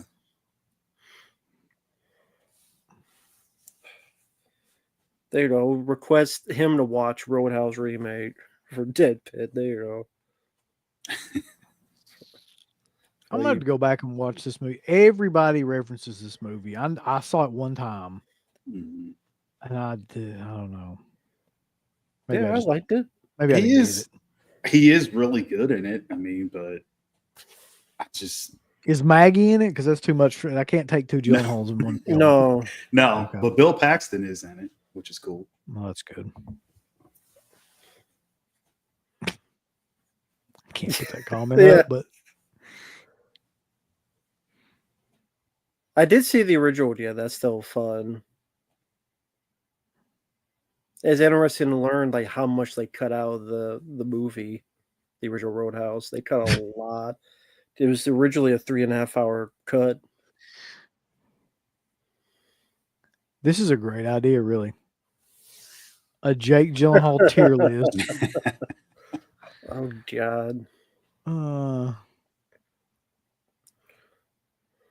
Yeah. That'd be interesting. So I was sitting here thinking, like, of the big directors, who have I met at shows? I met Carpenter. I met Romero. Craven never did shows. I don't know, like, what the deal was with that, but like, he may have done shows out west or something, but he never did shows anywhere around us. Hmm. Hooper in Texas, he did a show. Might have been Texas Frightmare Weekend or one of those shows like that. And I got my poster signed, but I never got to meet him. Sorry, this is the comment. This Brokeback Mountain. Which one? Somebody had to bring that up. Uh, Yeah, that's an interesting one. I was gonna bring that up. Yeah, Zodiac. You like Zodiac, right? yeah, I mean Zodiac. I thought you had said it was just too long and stuff. That's what I was going to say. It's too fucking long. Like, but ultimately, that's David Fincher anyway. So, I mean, Mhm. I would love to meet Ty West. I've never seen, I know he's going to be at some show coming up. Like, is it Whorehound or something? Hmm. That would be, He'd be that a- would, He'd be a good one. That'd be yeah, cool. that would be one guy that I would probably go up to if I had the chance. What's your favorite movie of his? Who, Ty West? Yeah. Jesus, man. Like, I've liked pretty much all his movies. I'm like the anti Rambo when it comes to Ty West. Wait, you hate Ty West, Rambo? I thought you liked like Maxine and I somebody else. did. Oh, okay. I like Maxine. I like The Sacrament. God, man. Okay, so like honestly, if I had to pick, like I thought House of the Devil was an amazing film when it came out, but like compared, I'd probably say Pearl now. Mhm. Hmm. Okay. And he's done a lot of really great movies though. I like Pearl a lot. Craven did a Monster Mania. Hooper did a few here and there. Yeah, it wasn't a lot for either one of those guys, or it didn't seem like it. Mhm. Yeah, it's going to be a whole round. Yeah, I mean that's one dude that like I would actually like to meet. Cool. Not Michael Mann. That interview would be 3.5 hours long and boring as fuck. Like, fucking, we interviewed Michael Mann. But it would look fantastic.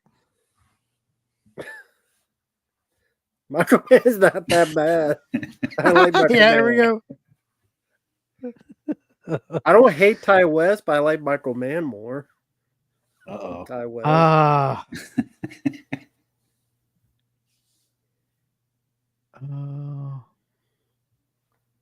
I forgot about the Innkeepers. House of the Devil and the Innkeepers are both amazing until the end. Too much build up for too little reward. I don't think that about House of the Devil. I don't remember the Innkeepers that much. I remember liking it okay. Mhm. It was great. The perfect film. 10 out of 10. Well, no, I Totally. think that's a bad movie. I would give you that. Miami Vice. Yeah, the movie, like the TV show is great, which she had a hand in, but the movie, not so much. Either cut, doesn't matter which one. Don't like either. No. Mhm. Both. It's a horrible movie to a good TV show. Okay. Badly cast, too. Colin Farrell and Jamie Foxx is not who I would have picked. And Is this true? I wouldn't be surprised. Oh, That Gladiator 2. Please, no. I hope that's true. I pray that happens so I can make fun of it. Just don't. I thought it was going to be like a prequel. Yeah. Heat 2. Yep. If any movie needed a sequel or a prequel, it's Heat. I mean, That's Gladiator That's 2. an interesting question. Gosling. What do you guys think about Gosling? Neopunk asked that one. Where's this at? Oh, Ryan Gosling. Hmm.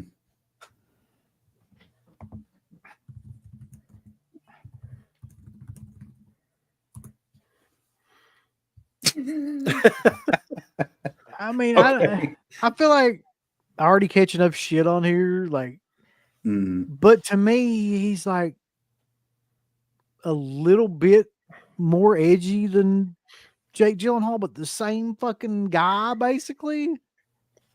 It's the same. I mean, the films that he's in are a little bit more interesting usually, and there's more of his films that I've liked than people like that. But overall, Yeah. like, I don't give a fuck about Ryan Gosling. I don't. Hmm. I don't give a fuck about it. I can't care. It would have been interesting to see him in Wolfman because he was originally going to do it until Lee Winnell got involved. So that would have been interesting to see him. That's way outside his element. I think he wrote some of the script too. I think I remember reading that, like that he had wrote the script or something. He was going to star in it. You do. Now that I think about it, though, Mark, there is a similar career path to those two guys, Gyllenhaal and Gosling. Mhm. So they start off and they're making kind of like edgy, more kind of like independent, good movie or better movie. And then at some point, Hollywood comes knocking and they're like, you know what? It's time to cash in. Let's make some money. And then we got fucking Day After Tomorrow and we got Barbie. It's like, and then at that point, what are you supposed to say about them? Like, oh, they're great. They're wonderful in those movies. It's fucking just exciting. But at least Gosling, I just say I liked The Nice Guys. I liked The Fall Guy. The Fall Guy was great. I love that. I like Blade Runner 2049. I was gonna say that too. I think he's probably making better choices than Yeah, Nick he's Nolte definitely did. making better. I don't think anybody's making worse choices right now. Like maybe his sister, but God. What was the last film she's been in? exactly. What was the last film that she's been in? Well, I don't know. Yeah. Yeah, I mean, I kind of like. I haven't seen The Fall Guy, but I agree with the first two. Drive is a great film. You Blade should Runner- you should check out The Fall Guy. I think you would thoroughly enjoy it. It's actually really fun. Okay, she's actually writing, directing The Bride, based on The Bride of Frankenstein. That's right. I remember Yeah. that. Yeah. But she's not in it though, right? As the bride? No, I'm just in it in general. I know she's not the bride. Why they tell me if it was the bride, based on how Uncle Bill describes her. She's yeah, she's in it for sure. What is your opinion of Ryan Reynolds' wife Blake Lively suing director star of It Ends with Us Justin Baldoni? Amber Heard came. Oh God, this is the first I've heard about it, honestly. But why is she suing him? So Blake Lively, from what I understand, I may get the facts wrong. She did a film with this guy, and I think this guy directed and wrote it. And might have been like where they're supposed to play a couple. And so like they filmed it, and then later on she said that she said that he tried to do stuff with her, and then that director said, no, I'm going to sue you for defamation. I never did anything. And that also, like the Deadpool, there's that Nice Pool guy, and they said that Nice Pool was based on him, that made fun of him. And then like one of them released a video and say, look, I didn't do anything. Like we're just doing a scene, and we're just I didn't care as much to look into it that deeply, but she says he did something. He says that's bullshit, and so they're just suing each other. I'm like, I don't care as long as it's not my money. Just leave me alone. Exactly. Yeah. Yeah, when Amber Turd comes to your defense, you shit the bed, literally. You know what? I think about this whole situation. Fuck Blake Lively. Let's bring back Jason Lively and Robin Lively. Those are the two Lively siblings that I care about. There you go.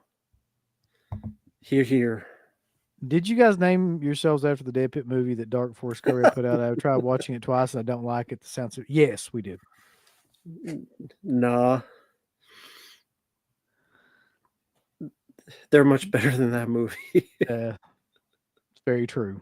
What was it, Samantha Darko or something like Yes, that? that's Darko. That's Darko. Me.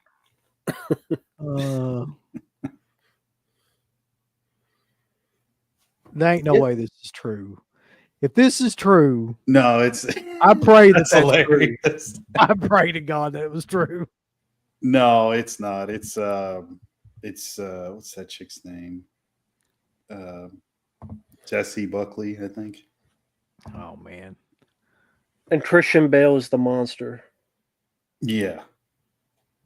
And I think is it Penelope Cruz? Jake Gyllenhaal's in that too, I think. Which makes sense. I mean, his sister's directing it. Of course he is. Mia Goth's in the That's too much Gyllenhaal. I can't. yeah. Mia Goth's in the Del Toro one. That's what it is. Because they're both coming out this year. Mia Goth's in that one. 2 Frankenstein movies this year. What's Mark and Bill's opinion on Mark Wahlberg? Mm. I fucked on. Look, what? We're just getting these actor questions now. Yeah, these horrible fucking like jacked up wooden actor questions. Like, I don't know. I mean, don't pay any attention to me anyway. He's in some movies that I like, but I'm not like, oh, there's a new Wahlberg movie coming out. I gotta go Right. see it. So Are there films he's been in that you've liked? Yes. Which ones? Fear. Yeah, I like that. One. The Happening. In an ironic way. got Leguizamo too. Let's see what else. I'm sure there's got to be something legitimately that I liked him in besides Boogie Nights, maybe. Boogie Nights is great. Yeah. Yeah. I mean, yeah, he's not bad. Oh, The Departed. Yeah. Oh yeah, yeah. So yeah. Yeah, sure. Patriots Day was actually really good about the Boston bombings. That was a very good thriller drama. Patriots Day. Had John Grimm and Kevin Bacon in it as well. That's a good one. Yeah. Yes, she was in Karate Kid 3. I forgot about that. Talking about Robin Lively. She was also in Teen Witch, which is one of the greatest 80s films ever made. I never saw it. We all know Uncle Bill's favorite director is Brett Leonard. Yep. Did he do Virtuosity? Is he the guy that directed Virtuosity? Yeah, and Lawnmower Man. And God. Hideaway as well, right? Yeah. Yeah, with Jeff Goldblum. Virtuosity is fun, Gozer. It ain't that bad. It ain't that bad. It ain't.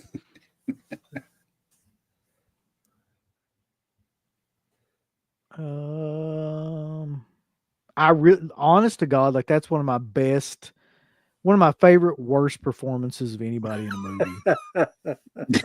He is so bad in that movie that it transcends the movie and like becomes its own thing. Is he worse than Leguizamo in that? Yeah, he's a Yeah. thousand Oh, times okay. worse. Yeah. I How don't many think times anybody have you seen that movie? more than I'd like to admit. Okay. Yeah. I've only seen it the one time, but that was Dude, more than enough. for about me. every year I'll go back and watch it just because I'm just amazed that it got made number one, that Mhm. nobody checked it and like it just got through the way that it is. Some of the decisions he makes in that is like how to act, like Yeah. it's just I think Shyamalan knew he was capturing gold. He's just like, fuck it. We're just going to go with these takes. This is too good. I got to put it out. There's no other reason why. I mean, Yeah, it's either that film or that Transformers film he did as his worst performance, Marky Mark. oh. I mean, I don't like those movies anyway, but Right, but he's like trying to be a dad, but he's trying to be Yeah. smart as an inventor, and he can't pull it off. No. It's like, That hey was guys, bad. look, we found a transform. See a transformer. He's a transformer. say hello to your mama for me. Fuck it. Bobby says, what if a couple people in the treehouse invite you to be in my club that made you drink raw eggs with ketchup, mustard relish, and you guys said yuck, and they hear the drugs and go, where the hell did the cocaine come from? Jesus. You said neither. I want mellow. Yeah, that's right. That's right. We're drug free. Yeah. Who says there ain't cocaine in this? That's how we're staying up this late. Yeah, if I'm inviting people to a treehouse, I'm guessing in the middle of the night, there probably would be cocaine involved. I'm guessing Cocaine. that there's a Diddy party. Please no. Please no. You want to know something weird though? Like, there's been a couple of movies that Leto has been in that I actually like more than a lot of these other people that we're talking about. His early work was I Yeah. enjoyed a lot, but it's just the stuff he's doing now, like Morbius. I don't know what and he's doing. Like it just is so far removed from anything like Fight Club or Requiem for a Dream or any of that. Like it's just, I don't know. He's a whole different actor. You got his filmography up, Matt. I can. Let me, because like for example, I like Dallas Buyers Club. I was getting ready to say he's great in that. Like Mhm. that. Well, both Yeah. those guys, Matthew McConaughey and him are both great. in that. Yeah. So he was in American Psycho. American Yeah. Psycho. Yep. I think his first big one was Prefontaine, Urban Legend, Fight Club, American He's- Psycho, Requiem for a Dream, Yeah, he's great in Mhm. Requiem for a Dream. Panic Room. I don't Oh, remember Panic Panic Room that well, but Love Panic Room. That's an underrated one. It's a good Fincher one. Yeah, Dallas Buyers Club. Then after that, he was the Joker in that terrible squad think- movie. I think that might have been what ultimately just kind of like just nosedived his career, really. Yeah, Mhm.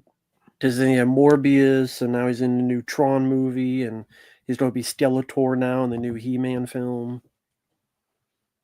Oh Mhm. boy. Mark, I look forward to your review of that. Yeah. Mark, did you see Lord of the War and the Weatherman with Nick Cage? Yes, I love Lord of War, and Jared Leto was actually in that as well, and he was really good in that too. Hmm. And I just saw recently that they're going to do a sequel to that with fucking Skarsgård. I have no idea. This fucking guy won't go away. He's just back again, and I'm like, no, like, why are they messing with that? Like, leave that film alone. It's going to be People who pretty haven't- soon. The Skarsgård brothers are just going to be in every role. Yeah, like it's this. just like, what the fuck, be the- man? But The yeah, wife and the brother and everybody in the movie. yeah, Be a Skarsgård.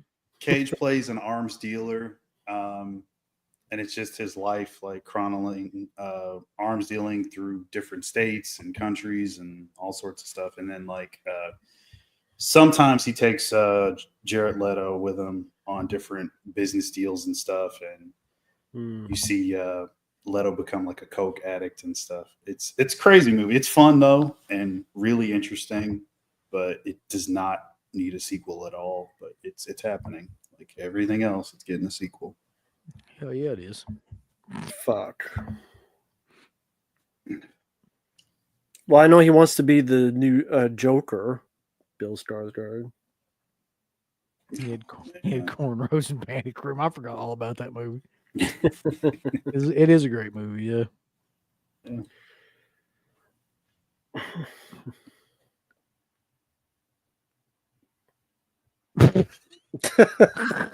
Well, I just highlighted your ass. So I don't know. You're neither one of those. So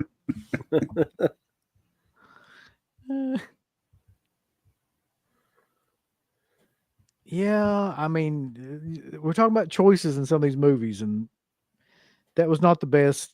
He made a lot of bad choices in that movie. A lot of stuff didn't work. Pretty much. Saying Jesus. All right, we're 3 hours into this. So, yeah, man, big thanks to everybody that's been in here the entire time. And we've got a lot of people in here the entire time and going Yeah. into 1 o'clock my time. So, huge thanks to you all for showing up. And so, Matt, what do you got going on? What's happening over there on your Well, channel?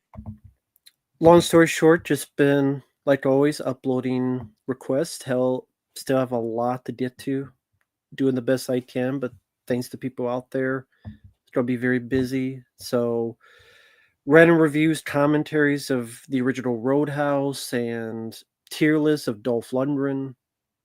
Love a lot of his movies. Few films I've checked out recently: the new Kevin Smith 430 movie, ATM, which might as well be called Ass to Mouth because that's what it felt like watching that piece of shit. Like ATM, the horror movie. Yeah, Oh my god, I forgot that happened. yeah. It's like 12 years ago. Shit. So, wait, you watched the 430 movie? Yeah. I've got to watch that fucking review. I'm just curious. Yeah, it's kind of split on it. I like it more than Clerks 3. I like it more than his, I agree. but I don't know. It's still got the It got tiresome where it's like, oh, Bill Mhm. Cosby, people will always love him. Like they kept doing that. Like Batman, they'll never make another Batman movie, or no one will go see a Batman. Like he kept doing that, and Ken Yeah. Jeong, I'm so tired of that motherfucker. Yeah. Like seeing him. So I'm split. I'm split. I don't usually know how I truly feel until I actually do the review. Some fan films, Friday 13th fan films. I still gotta watch this Blair Witch fan film that was requested. Pink Floyd's The Wall. Quite a few other different ones. So thank you, Zach. I appreciate it. And yeah, much more to come thanks to people out there. How about you, Mark? I am busy as all hell this weekend, so I don't know if I'll be uploading anything. Yeah, I have nothing planned right now.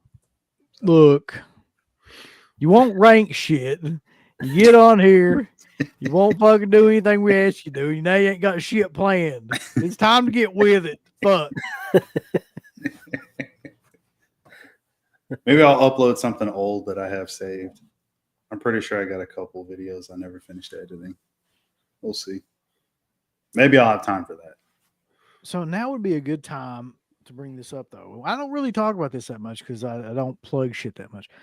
But like, if you're on the Dead Pit channel watching this, go over and subscribe to Matt and Mark. If you're on Matt and Mark's channel watching through this, go over and fucking subscribe to Dead Pit so we can all continue to jointly make content that will blow your dicks right off into the wind. But in order to do that, we have to have many subs and we have to have many likes and we have to have many comments. So we would appreciate if you did that. And yeah. We need to do a Friday Night Lives anniversary show. What is the anniversary? Do you know? No, I gotta figure that out. We've been doing it for a God while. damn it, Mark. What the fuck is going on? You won't rank shit. You won't put any new content up. You don't know what our anniversary is. I feel like your fucking wife right now. We're doing it live. That's how it is. But yeah, we'll have to look back through and figure that out and have a bunch of people on. That'd be cool. No, Yeah. I agree. Pink Floyd's The Wall is great. Sorry, I just saw a shiny T. I'm like, yep. That's how you feel about that? Pink Floyd's The Wall, the movie. You know what? I don't think I've ever seen it. Oh, okay. I don't think It's I've ever- fine. I mean, that's kind of crazy. No 4K, no nothing. Are you into Pink Floyd? Yeah. Me? Yeah, Or both. him. Yeah. Well, somewhat, yeah. I wouldn't say like I'm a diehard fan, but yeah, I like some stuff. I think it'd be impossible.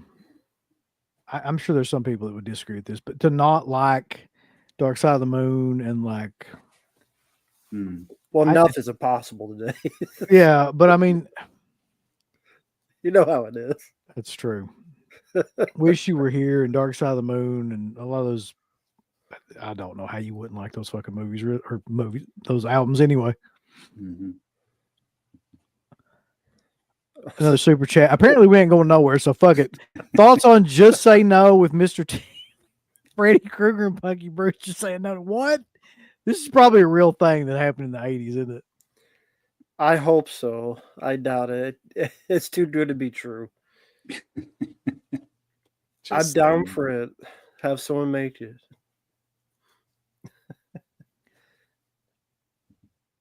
Have I ever listened to Italio Disco? Yes, all the time. I've got it on right now in another room.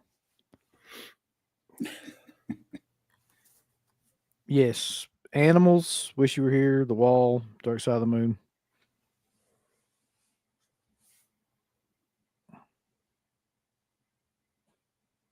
But that'll be that. like you said, it's way past bedtime. Yeah, it's time for all of us to say goodnight. So always remember one thing though. Everybody do the- dies. Don't do the salute. No, I'm not fucking that. No, wouldn't that be killer if I just fucking went off? and Just started end the show that way. Get My- excited. Yeah, always remember. Yeah, My love to do that. all you. Yeah. No. Don't pour Everybody me off. dies, but Friday night lives. See y'all. Later. I want all these people to click everything they're supposed to click.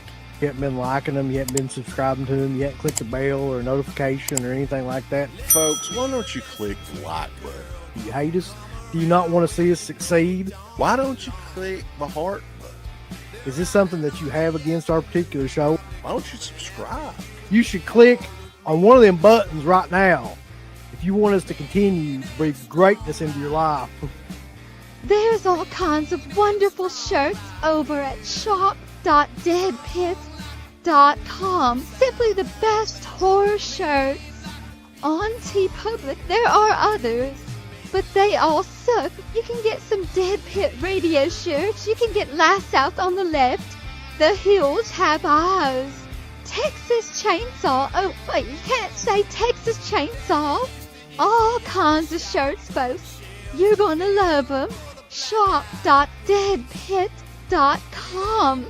Special thanks goes out to our supporters on Patreon. You know what kind of stuff you can get on Patreon, Uncle Bill, starting at only $1 a month? What's that? Access to every Dead Pit show since 2005. We got almost 200 fan commentaries that we've done over the decades. Weird what other fucking Patreons do. They're like, hey, give us money and then we'll let you see a video early that we're going to release like a fucking week from now. And then that's all we're going to give you. Meanwhile, we have a literal jukebox full of songs, thousands of reviews. I don't even know how many shows are up on there now that we've done over the years. Hundreds of thousands. You need to figure this out now and subscribe to us on Patreon and YouTube and Instagram and help us to 1 million. The road to 1 million subscribers starts today. So deadpitonpatreon.com. Join today. Tiers start at only $1, but I'd recommend at least the $10 tier. You can do 50. The stock market's crashing.